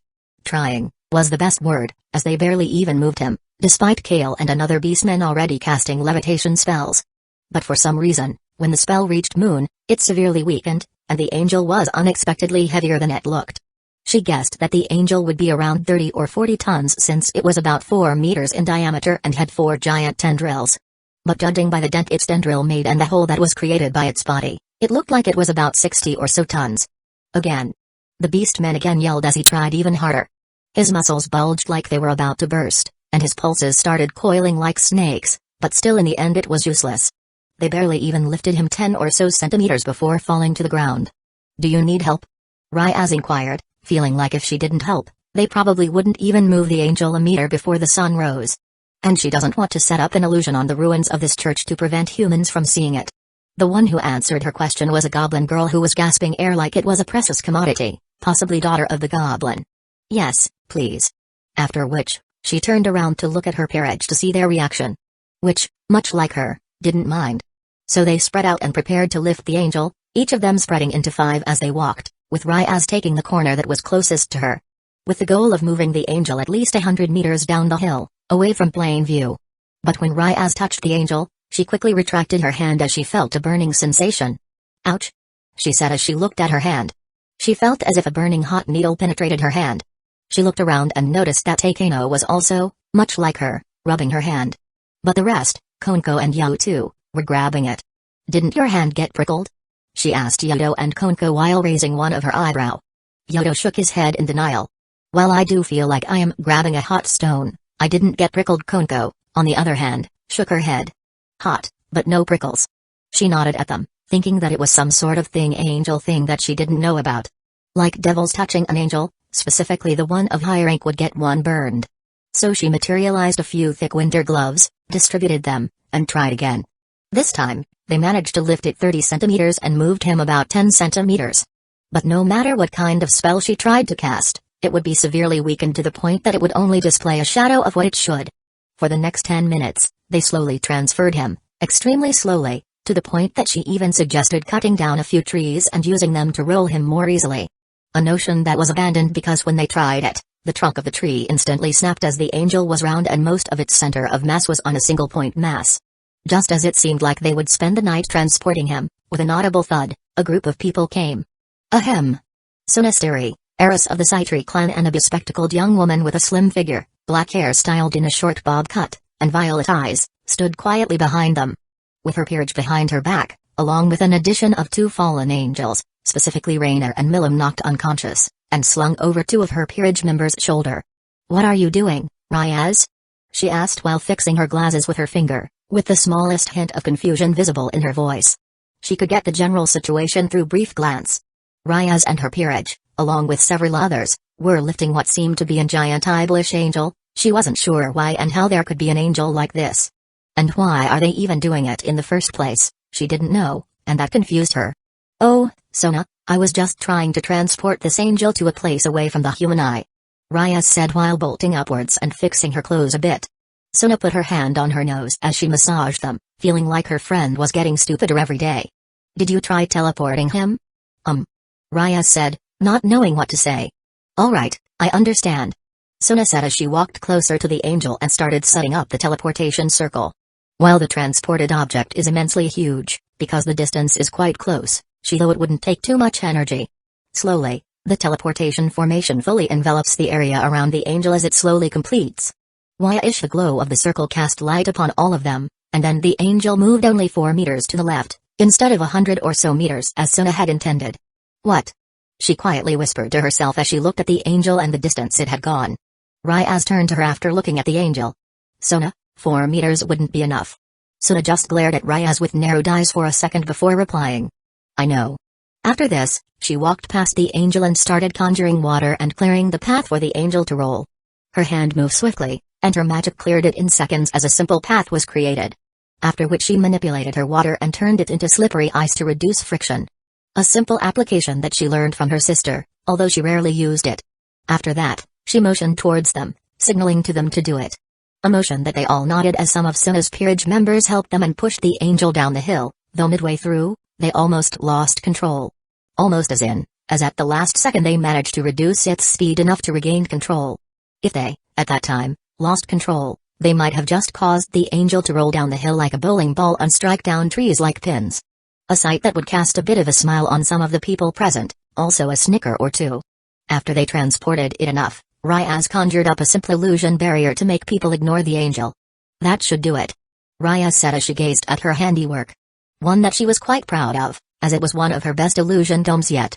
And if they hadn't moved the angel, a simply illusion such as this would never be enough, as the illusion have to work on much more people and many more times. She took a deep breath of fresh air, one filled with a bit of winter forest, and turned to Kale, the goblin woman. Would you care to join me for tea? I think it would be nice to talk properly. Kale gently shook her head. While I appreciate the gesture, I would not leave Sir Moon alone. Ryaz nodded at her gesture, respecting her loyalty and her will as she felt she were similar to her peerage. With all of them loyal and thoughtful to each other. After that they turned around, flew to their home. To report what happened to the mouse, in other words, Sona's sister and Ryaz's brother. Explaining everything that happened and asking what they should do. Unknown to them, Kale the goblin woman was feeling quite a bit embarrassed and anxious at the situation. While they managed to solve the devils without resorting to violence, they couldn't leave because they couldn't lift nor transport Moon due to how his body weakens any spells cast on him and how heavy he is. Will he get angry when he woke up? Kale muttered as she looked at the backs of the devils leaving them, though not all of them, as she sensed one or two didn't leave and was watching them. Underworld Lilith, capital city of the underworld, within the palace of the Devil King, where Mouse reside and do their work, in one of the biggest room where ornament and artifact of immense value were displayed like common decoration, along with a window that was almost 4 meters in height alone illuminating the room with its light. A medieval wooden massive desk was placed on the back of the room. On that desk was paperwork that stacked until it was as tall as a child, probably a meter or meter 20 in height. Behind that desk was an extremely handsome man who looked to be in his 20s with crimson red hair that almost seemed to burn like an endless fire and deep blue eyes that contrasted with his hair, making each of them even more apparent and beautiful than without each other. Permission for building an.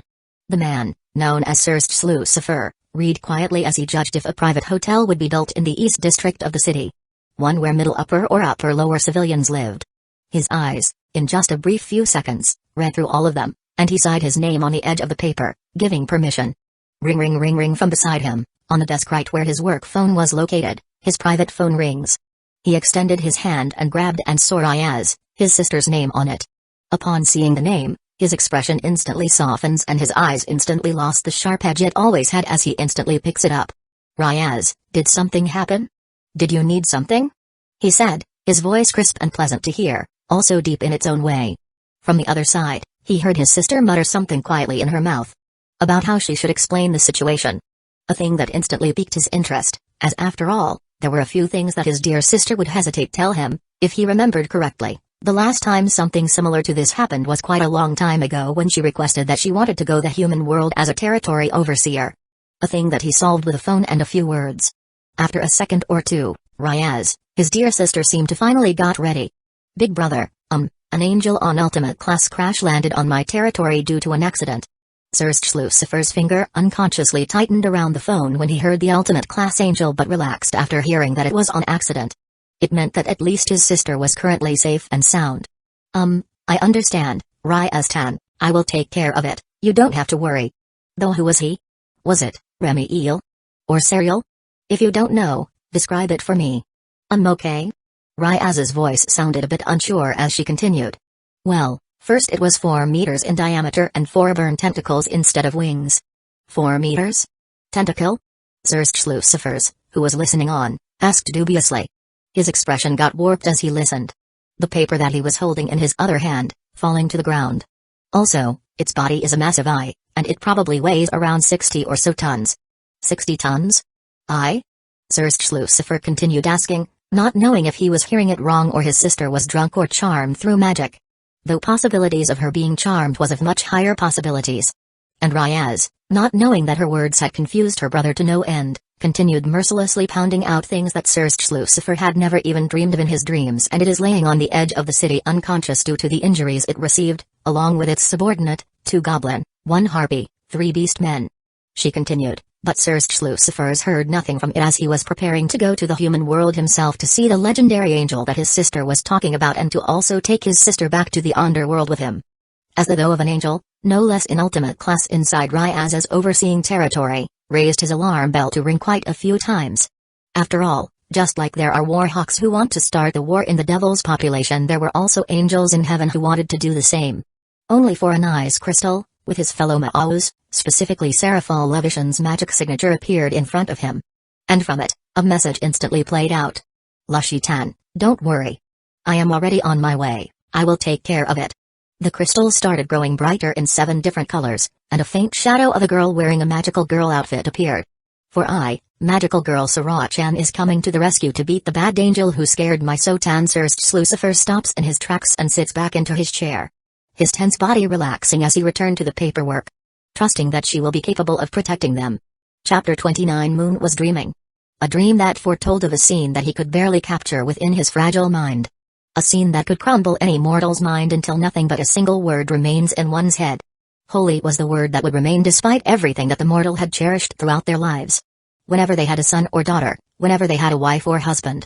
It did not matter. All that would remain would be the word holy. Moon dreamed of a scene where he was circling a golden figure. A figure that no matter how many times he tried, he couldn't capture its exact shape or anything related to it. But he, for some reason, knew that figure was the Almighty. The only one in the endless cosmos that any being, or even concepts like life and death, would call the Divine One. For the Divine One was the creator and the ruler of all. For the Divine One was all of the creation itself. And he was circling that divine figure, shouting the word holy holy holy in absolute passion and adoration. No, passion was not the correct word, it would be more accurate to say it was in endless, ceaseless decree. A decree that he cried out for millions of years and would cry out for billions more. Somehow, despite living for millions of years, he felt like he was changing every second, every millisecond, when he was in the presence of the Almighty. And he felt every single bit of it, clear as day, but he did not resist, nor did he despair. For there was not a single shred of him that would resist or escape if the Almighty ever were to decide to kill him. Soon, he became a being who did not love nor mourn. For he was not like men. He does not tremble at ruin nor weep for the perishing. When fire consumes cities, he does not turn away. When the sword falls upon nations, he does not falter. His endless cries of holy, holy, holy continued. His many eyes see, but do not weep. His many wings move but do not tire. He lived as a wheel within wheels, as burning forms veiled in light terrible, beautiful, and beyond knowing. He executes the will of the Most High. He laid waste to world upon world, universe after universe, without stopping nor slowing down. For he was the messenger of the Almighty, the one who would be eternally in the presence of the Most High. In the endless years that seemed to span almost infinitely, one day, he heard the Divine One mutter. No, my child, you have another destiny. Moon turned his endless and eldritch gaze to the Great One who was looking at him. The Great One continued with the very suns burning in his gaze. For I had fallen Moon's gaze that devoured worlds and could send the very universes into flames, shudders and start sweeping. Tears that were as golden as the very suns dripped down his innumerable gaze. Moon saw the Divine One's body, a body that was as vast and incomprehensible as the very existence itself, rapidly tremble and shudder. His perfect form that no other beings in the endless cosmos could even begin to comprehend shook and shuddered as parts of his body cracked and fell off. He, on the other hand, slowly felt his soul, the one which became as golden as his fiery burning body, change. The golden color of his soul peels off and reveals the faces of many beings that he killed and devoured. Rapim the Thunder Rabbit, the Goblin Clan Chief, Scar the Orc Warrior, miners that lived inside the mountain, all of them. Their faces were twisted and were slowly morphing into madness just like they did in the body that he had on the outside. Their cries and grievances were enough to drive most gods into a deep abyss called utter madness. Yet he reveled in it, for every soul that cried out in anguish and pain on his soul and body, he felt a bliss like no other. A bliss that he could never hope to achieve using mundane things like pleasures of flesh, drugs, or love. For it was the joy itself to become one and whole again. The last words he heard from the Divine One were, "Would the one who arose from my remains be the same as me?"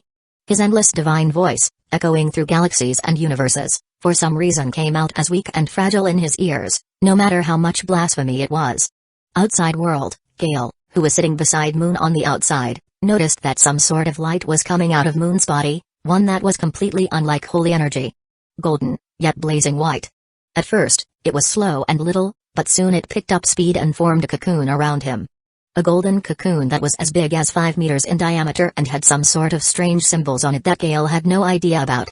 But still, upon seeing it, she relaxed and released the breath that she had unknowingly harbored in her chest as it revealed to her that Sir Moon was alive and well and that he wouldn't die. Pop! But suddenly an orb of light suddenly popped out of the cocoon, specifically from the side facing her. The orb was golden red in color and was gently falling to the ground. Katu, who stood beside her, asked dubiously. Did Sir Moon just give birth? Both of her eyebrows looked like they might touch her hairline any minute, and her face was pale as if she had just witnessed some horrifying truth. And Gale, as her mother, knew what was on her mind even clearer than what she, herself, thought. No, Sir Moon is not a woman nor a man, Katu creator? Gale suddenly heard a sound of a little body. Still crisp and innocent sound straight from the golden orb that was floating down. Katu, her daughter without missing a bit, mutters, he truly is a woman, mother. Suddenly the orb flew to the golden cocoon, and started embracing it. His coconut-sized body squashing against the golden surface as he started rubbing himself on him while muttering. Creator, I shall protect you. Seraphal Levation was putting it lightly, annoyed and angry. At what? One might ask to the big bat angel who scared her little sister, Sotan, till she cried and trembled, therefore forcing her to cry out to her big sister in desperation. Her cheek puffed up like a hamster at the thought, and her hand tightened into a fist. Angel Kun, be prepared for a whacking of the century, for the magical girl Sirochan would not let you go, scot-free, she said as she punched through the air while imagining the Angel Kun begging for mercy and crying out. I will get you, magical girl Sirochan, next time. While he was fleeing like a coward who only knows how to bully little girls. While she was imagining it, she soon noticed that she had already came to her sister's school, in other words, where her sister was located currently. So she, just like how a proper sister should act, climbed through the windows of the room her sister was located. Jumped, no, hugged her sister from behind. Hua! Sister? Sona, her sister, let out a startled cry as she turned to her. Her shocked expression slowly turned into an annoyed one as she tried to get her off of her. But as a proper sister, how could she allow it? Instead, she just hugged her tighter and started fake crying. I thought you were almost dead. Wah! From her eyes, tears were falling like a crystallization of her anxiousness and sadness. Though it looked quite fake, still, her precious little sister wouldn't shrug her off when she was crying like this, as she was her attentive and loving sister. And just as she expected, Sona did not shrug her off. Instead, her expression changed from annoyed to concerned and finally to a bit of annoyed acceptance as she wrapped her hands around her. There. She heard her sister mutter like a mother caring for one's kin. And as a proper sister, she wouldn't let this chance go as she started smelling her like a windblower, but in reverse. After a minute or two of it, she reluctantly stops, as too much would make it impossible to get it next time, though she silently decided to lower the beating that she would give to the angel. Now, instead of giving whacking of the century, she will give whacking of the decade, a full 10 times lowered. After that, she got to business. She flew to where the angel was located but only saw a giant cocoon instead of the expected 4-meter big, as a body angel. So she turned to the servant, the goblin named Kale, and asked a few questions. Which came out as exactly as what her precious sister wrote to her. While she was questioning her, she on a whim wanted to read her mind or use a charm spell to double confirm it as an assurance. But stopped at the last second, because it would be demerital to the relationship of the factions. Though not much, but still a bit. For example, if another faction scans the minds of their subordinate without care, it would always worsen the relationship between them, no matter how good it was. Though most of the reason was that the angel that she came here for was off ultimate class, almost at the late stage of it from her estimation was nearby, and the fact that the angel did nothing that warranted such action. So she took the words of the goblin at face value and silently cast a decent frost spell on the angel as petty revenge for her sister instead of the whacking of the decade, since the angel looked like it might just die any second. But he wouldn't let him go scot-free. Instead of him paying her by getting whacked by her, she would make the heaven pay for scaring her sister and trespassing into a territory without any notice, especially since this territory houses sisters of Tumaos. Especially those who like their sisters very much. They wouldn't mind giving a nice dress or artifact that her sister liked, or a person or two who her sister wanted to add to her peerage, right? After that, she flew to where her sister was and spent a bit of time with her. Playing around with her and teaching her some magic. A thing that she hadn't done in recent times due to how busy she was. However, before she forgets, she should also contact Heaven. Heaven, a place where millions upon millions of Catholicism who lives on earth thinks to be a place of eternal rest and joy. The place where one would never have to worry about anything or worry about mundane things such as food or clothes. A place that only one word could describe it: paradise. With endless white clouds that spanned as far as I can see and the angels of various tier flying in the sky, causing one to unconsciously to let go of all their worry and grievance as they enjoyed themselves. Though this was only the first layer of the 7 layers of system, but for the souls who live here, it didn't bother them. In fact, it only increased their faith and devotion with the fact that there are beings even more offspring are living in upper layers. Explanation of the layers of heaven. Second heaven, the cosmos layer. This layer contains the artificial sky of heaven and is a realm filled with countless stars and celestial bodies. It serves as a space where the angels can traverse and monitor the world. Third heaven, the Garden of Eden, a paradise-like realm filled with divine gardens, where Adam and Eve originally resided before the fall. It is said that this layer still holds the remnants of Eden and divine sanctuaries, though it is only a rumor. Fourth heaven, the realm of angels. This is where the majority of the angels reside, including regular angels and mid-level angels. It is also where the training grounds for new angels are located. Fifth heaven, the home of high-ranking angels, the domain of the cadres and powerful angels, including the archangels who govern the different aspects of heaven. This layer is more sacred and difficult to access than the previous ones. Sixth heaven, the throne of God and system control. This is the most important realm in heaven, as it houses God's system, also known as the sacred gear system. The throne of God is located here, where Michael now governs in God's place after his death. The system of heaven, a divine mechanism created by God, regulates sacred gears, blessings, and divine energy distribution. Seventh heaven, the Holy of Holies, the highest and most sacred layer of heaven, where God's essence once resided. It is considered a forbidden place that only the highest-ranking cadres and seraphs can enter. Even Michael rarely enters this layer, though for different reason. As it reminded him of the one. And in the 6th layer of heaven where sacred gear system was located, behind the massive desk sat an long blonde-haired and green-eyed man who looks quite feminine with his eyes dropping down and faint smile forever adorned on his face. Behind him 12 wings could be seen sprouting from his back. And the wings, each and every one of them was colored gold, symbolizing his position as the leader of the heaven with his creator gone and perished. He was going through a stack of documents just like his opposite, the leader of devils Zerst Lucifer did. Suddenly he looked up from his documents and materialized a magical circle, from which an familiar feminine voice sounds. "Greetings, Michael-san. I hope you are having a good day." Michael politely nodded, still with his soft smile that reminded one of one's mother or one's family. "Hello, Seraphal Leviathan, it has been a long time since we talked like this. Did you have something urgent to talk to?" The conversation started with greeting, after which it turned to the incident of an ultimate-class angel trespassing into Devil's territory, specifically the Sisters of Maus, and that it was seriously injured. A thing that stunned Michael to no end, as he was sure that not a single angel, especially the ones who are in ultimate class, had not left heaven in recent time. But as he continued listening, he realized that a new angel was born and that new angel was in ultimate class. Also, it was seriously injured and in Devil's territory through the fact that it was in human world relieved him quite a bit. If an angel is in underworld, they would have to be extremely careful and vigilant, as despite their relationship with devils, which was barely considered neutral relationship though almost falling into hostile, the devils wouldn't mind butchering any angel they come across.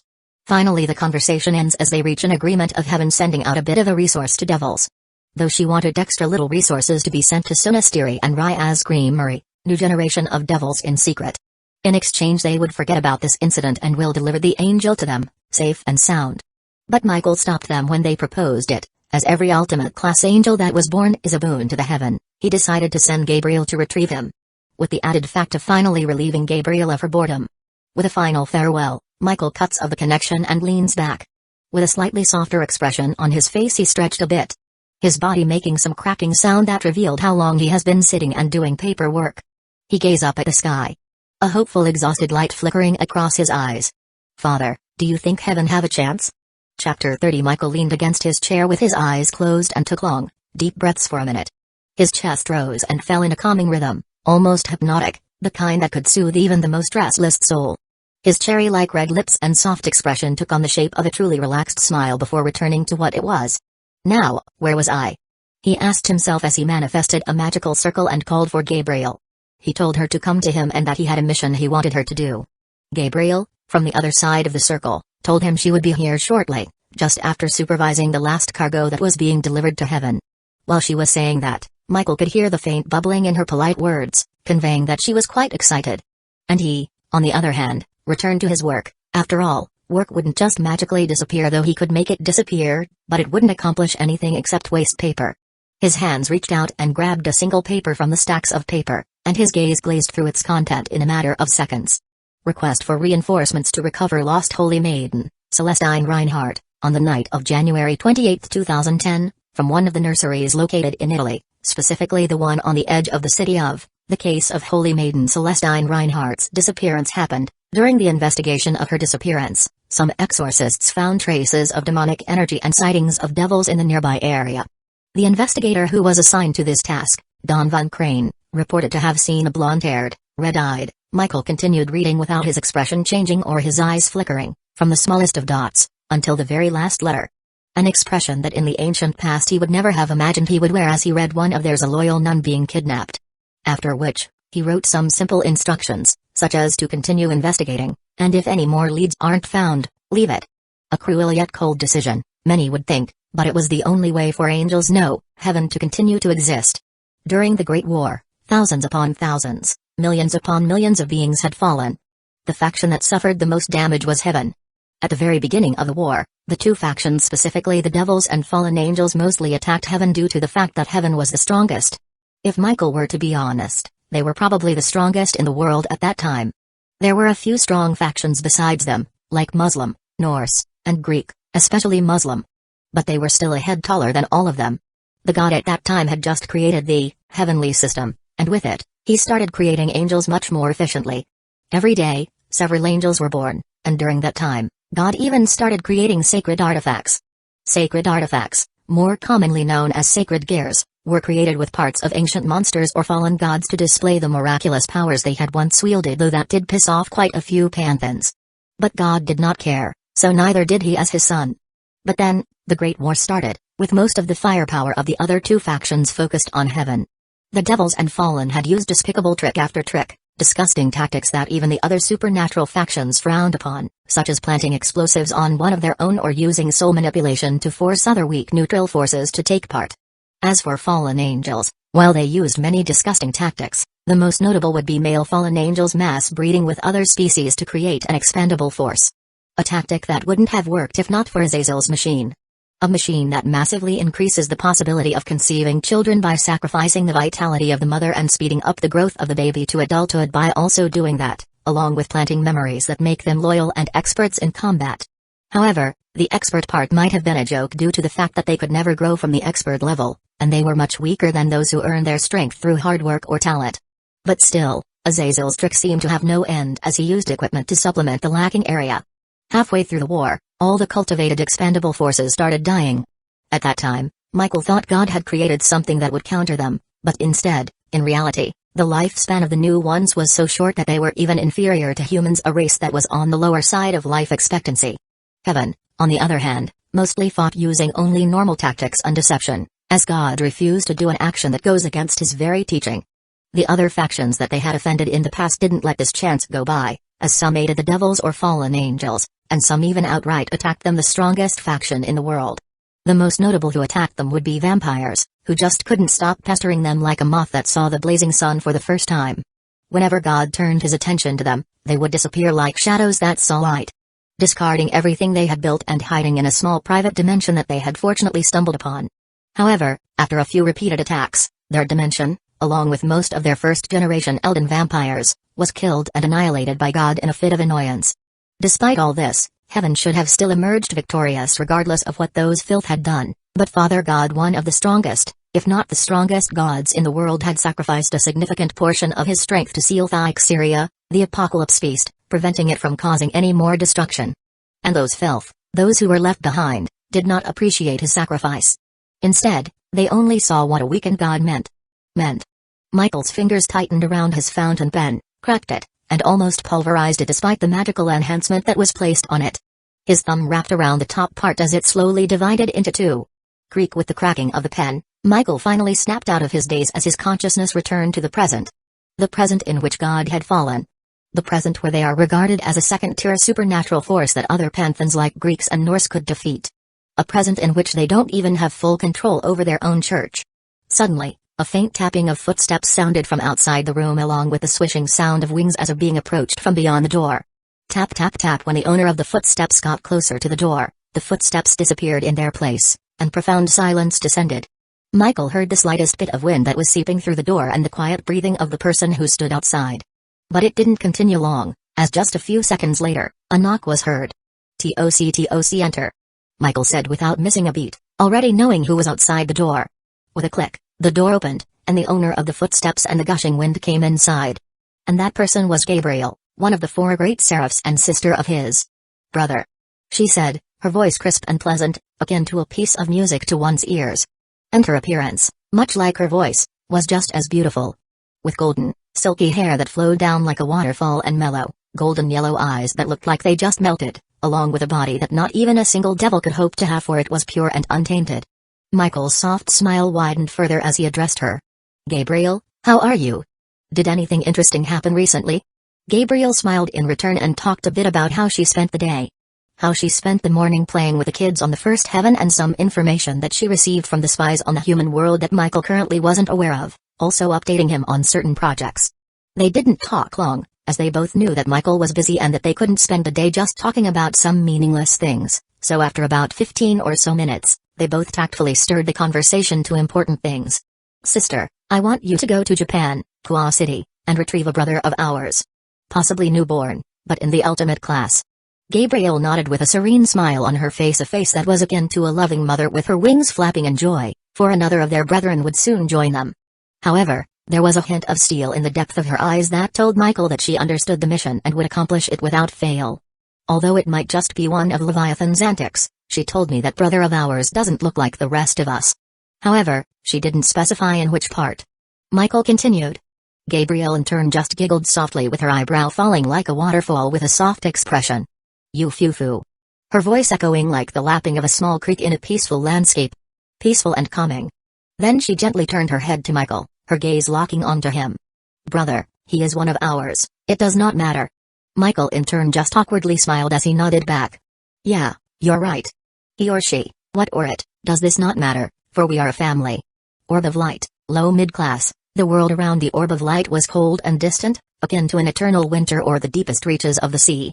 Yet his creator, the one who gave life to him, was warm and cozy. Warm to the point the orb of light just wanted to destroy everything other than it, so that only the warmth of his creator and he remained. Cozy enough that he just wanted to stick to his creator and eternally sleep beside him, not caring if the world itself burned to asunder. At least that was the thing the orb of light wanted, but it could not due to a certain green abomination who was trying to separate him from his creator. "You have already stuck to him for over an hour, don't you want to do something fun?" A disgusting nuisance who was named Katu uttered for the 4th time this hour, making him just want to burn this wench to the ground and be done with it. But he could not. As for some strange reason, his creator was keeping these beings as servants for unknown reasons. A reason that his little mind could not possibly fathom, but despite his meager wisdom, he had a faint guess. A guess that he, for some reason, was quite sure of. Which is that his mighty creator was keeping these disgusting things around himself for him, the first creation of his. To help him grow stronger and to familiarize himself with the world so that he would be of use to his creator as fast as possible, as currently the knowledge he possesses and the power that he has are pitiful to the point he might as well just not exist. Nevertheless, no matter how sure he was, unless he was absolutely certain or his creator specified, he would not kill them. So his thoughts returned to the present, which was that the repulsive green thing was trying to separate him. Silence. "You shall not sever the holy connection between me and my lord, the everlasting one. Go to your filthy hole, you rat." The young, crisp voice of the orb of light cursed as he pushed himself even deeper into his creator, almost like he was intending to become one with him. Meanwhile, Kata just looked on with a frown, the sides of her mouth tight. "I am not filth," she muttered as she sat. After a few minutes, she got up, grabbed a gauntlet weapon from one of her bodyguards, and took hold of the orb of light. The orb of light was at first confused, then angry, and then downright furious as he felt her hand and realized he was growing apart from his creator. You only to be silenced by the next few words Kata spoke. Would Sir Moon have liked it if he knew that you were sticking to him instead of training or doing anything fruitful? The orb of light stilled and stopped resisting as he let the filthy abomination carry him, his radiant form losing its fiery glare and becoming more tame as he grew more and more distant from his creator. The Occult Research Club, Ryaz, a young high-class devil, sat upon a luxurious chair with a deep frown upon her face as she talked with her parents, specifically her mother, through a magical version of a video call that used a simple magical artifact like an orb. "Mom, I am not going back." Ryaz said as she locked gazes with a well-endowed woman who looked to be in her mid-20s. The woman on the other side just sighed. I know that you don't want to, but I'm just worried. I have a bad feeling about that angel staying in your territory. Just come and stay in the mansion for a few days, Ryaz, please. Ryaz's sharp gaze, upon hearing her mother's reasoning and pleading tone, quavered and dulled slightly. I understand, Mom. It's just that I don't want to. Her head lowered, and her hand clenched into a fist. I have a feeling that if I were to step foot into the house, Father would force me to be wed the next day.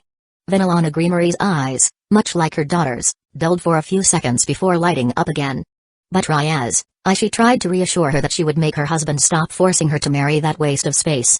But she stopped in the next second as she realized she probably wouldn't be able to sway him this time. She had swayed and changed her husband's decisions many times throughout the centuries they were married. But through it all, the number of important decisions she truly changed was few and far between. And the decision of marrying Ryaz into the Phoenix family was a very important one that her husband would not give up on easily, especially considering how tight the friendship between him and Lord Phoenix was. So she did not insist further and sighed heavily. Okay. Be safe.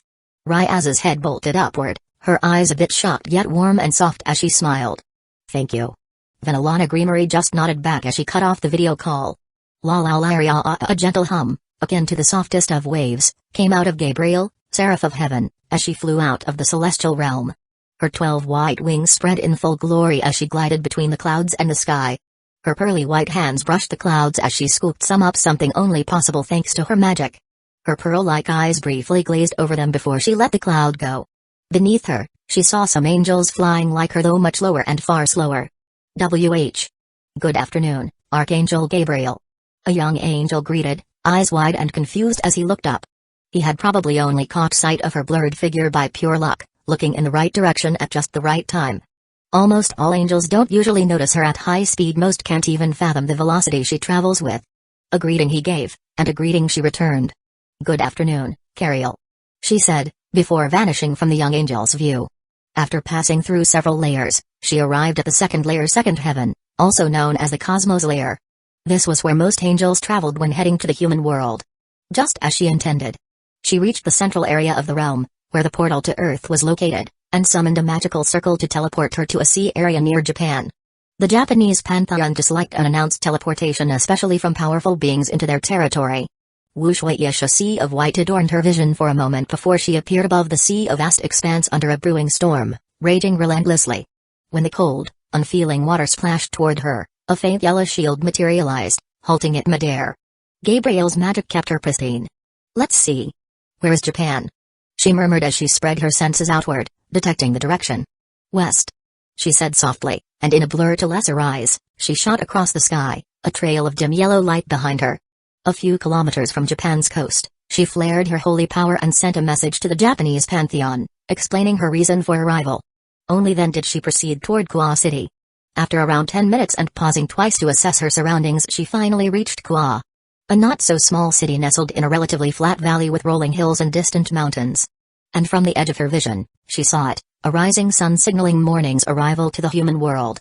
Chapter 31. Gabriel quietly descends to the edge of the city while also pulsing her holy energy.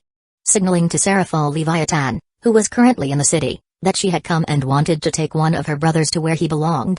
Why did she come here so fast? Seraphal whines on the inside as she turns to her sister to bid her farewell. Slowly her face scrunched as she walked to her sister. Her footsteps were slow and shaky as she took step after step. Each step was a deep reminder of how long she wouldn't see her sister and how much her sister would miss her while she was away for work. Finally, when she was about a meter away from her, her sister finally looked back at her with her eyebrow raised, and her eyebrow raised in a questioning gesture. The word she wished she would never have to say comes out of her mouth. So Tan, although I wanted to spend more time with you, I have work to do. Her eyes fall to the ground as she can't bear to look at how much her sister's heart will be broken by her cruel words. It would probably shatter her world into tens of pieces, no, hundreds of pieces, but she had to say it as leaving without telling would only give her false hope. But from the edge of her vision, she saw something that profoundly confused her. She saw her precious sister taking on a relieved pose with her back stretched and her hand on her glasses. The glasses that her precious sister wore reflected the light of the morning sun as the edge of her precious sister's mouth curved upwards into the shape of a subtle yet relieved smile. But she shook her head a second later, thinking that she was hallucinating due to how much reluctant she felt. After all, why would her sister be happy, no, relieved, when she left? I understand, after all, you are one of the mouse, and it should be expected for you to be busy. Though, sister, do you want a cup of tea before you leave? Sunasteri, her sister's voice, was the slightest bit more energetic, just a tiny bit different from just a few minutes ago, a slight difference that she noticed due to her monstrous senses. But Serafal denied it. No, her mind refused to believe anything that a logical part of her said. Thinking that her reluctance was on strike again. Although I want to, I can't. Someone is already waiting for me. Serafal said as she turned around and opened the window. Couldn't bear looking at the strong front her sister put up to calm her big sister's heart.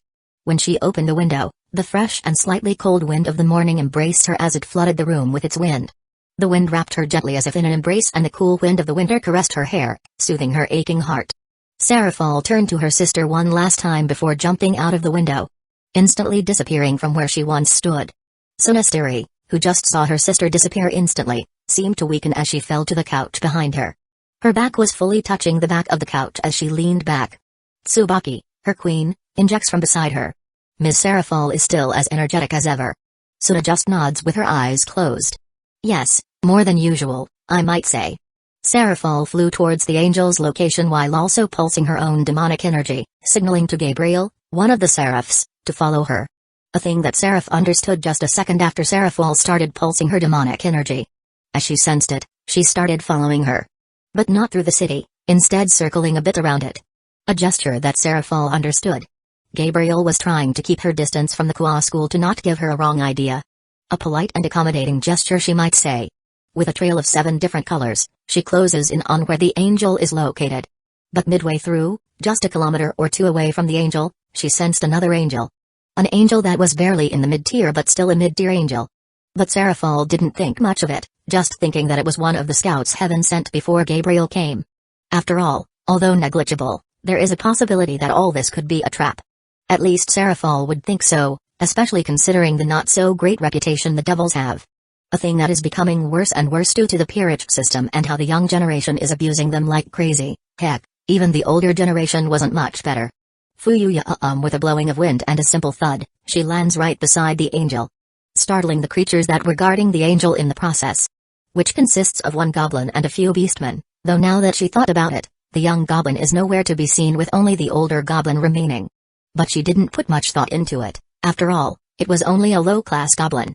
Just a few seconds later, with a pure white trail, Archangel Gabriel follows right behind her. Serafal Leviathan, it's wonderful to see you again. A serene voice of the seraph follows soon after. With an exaggerated flourish, Serafal stuck her signature magical girl pose with her left leg raised high and her right hand in the shape of a V as it also covered her face. Good morning, Gabi-chan. I hope you're having a super-duper good day. Gabriel softly chuckles at her greeting with amusement evident in her eyes. Foo-fa-foo, yes, I am having a super day, thank you. After the initial greeting, Serafal decides to go into a bit more of a business mode, with her magical girl outfit temporarily disappearing, and in its place, formal attire takes place. Thinking that she should at least be a bit more professional. So here it is, the egg-kun, different from your average angel, huh? She said with a mischievous face adorned on her face. Hoping to get a reaction out of her, a thing that seemed to work, as the moment Gabriel turned to the angel, her eternally serene and soft expression hardened and turned forced, almost awkward she might add. Gabriel's face hardens and turns the slightest bit forced as she glances at the huge egg-like angel. Initially, upon seeing the big cocoon and the holy energy, she just thought that her brother created a defensive dome around himself to recover. But after spreading her senses a bit, she realized that her brother's shape was just like the dome. A giant, almost 4-meter diameter sphere. A truly towering sight it was. She mechanically walked towards the giant dome. Her movement was rigid and forced as she tried to hide her deep confusion and shock as she brushed her hand against the surface. Her hand met the warm and pleasant surface as her hand glazes through it. It was warm, not the slightest bit warmer or colder than it should be, it was a pleasant one akin to the warmth one had in one's bed during a winter night. The texture itself was akin to the softest of pillows, almost ethereal as her hand pushed against it. Yet it was also undeniably hard, revealing to her that it would not break easily. Through the touch, she double confirms that the being in front of her is an angel. Not some experimental being who somehow managed to wield holy power. Upon double confirming, her movements stiffen even more as she turned to Serafal, who had a gloating and joyful expression on her face while also covering her mouth behind her hand. Puff puff, small bits of laughter leak out from it, while her face turns the slightest shade of red. Gabriel, on the other hand, just continued gawking at the egg-like dome, stunned, for a few seconds before finally snapping out of it. Well, he does indeed look unique. Gabriel said, her eyes darted toward the massive dome-like cover for just a millisecond. Very unique. Seraphol just nods with a bit of a cracked, polite smile. Ahem, yes, but he is without a doubt an angel. Gabriel nods, after which she turns to the other creatures who are standing around him. And they are? Seraphol just shrugs her shoulder. Well, they were accompanying the angel, so probably his servant or companion. Gabriel nods as she walks towards the goblin woman who is standing at the forefront. Hello, little friend, are you his companion? The goblin woman's eyes were glazed and unfocused and her body was stiff like a statue. It is 12, it is 12, it is 12. She repeated like a glitched machine that Gabriel heard off from one of his younger brothers. One that wouldn't work unless one reset or whacked the machine itself one good time, but of course since the creature in front of her is a living being, she obviously wouldn't whack it, but she probably need a simulation to snap out of it. Gabriel then in a slightly louder voice. Hello, little friend. The goblin woman flinched, and her distorted eyesight returned to normal. Yes, great Seraph-sama, we are his companions. Kale silently gazed towards her back, bending her leg to give a deep bow. With a thud, those behind her instantly bent their knees and took on a kneeling pose, while Kale, just a second after, also tried to kneel. Only to be stopped by Gabriel, one of the great seraphs. You don't have to do something like that. Stand up, do not kneel. Her voice was akin to smooth silk as she stopped them. Are all of you close to him? She asked again.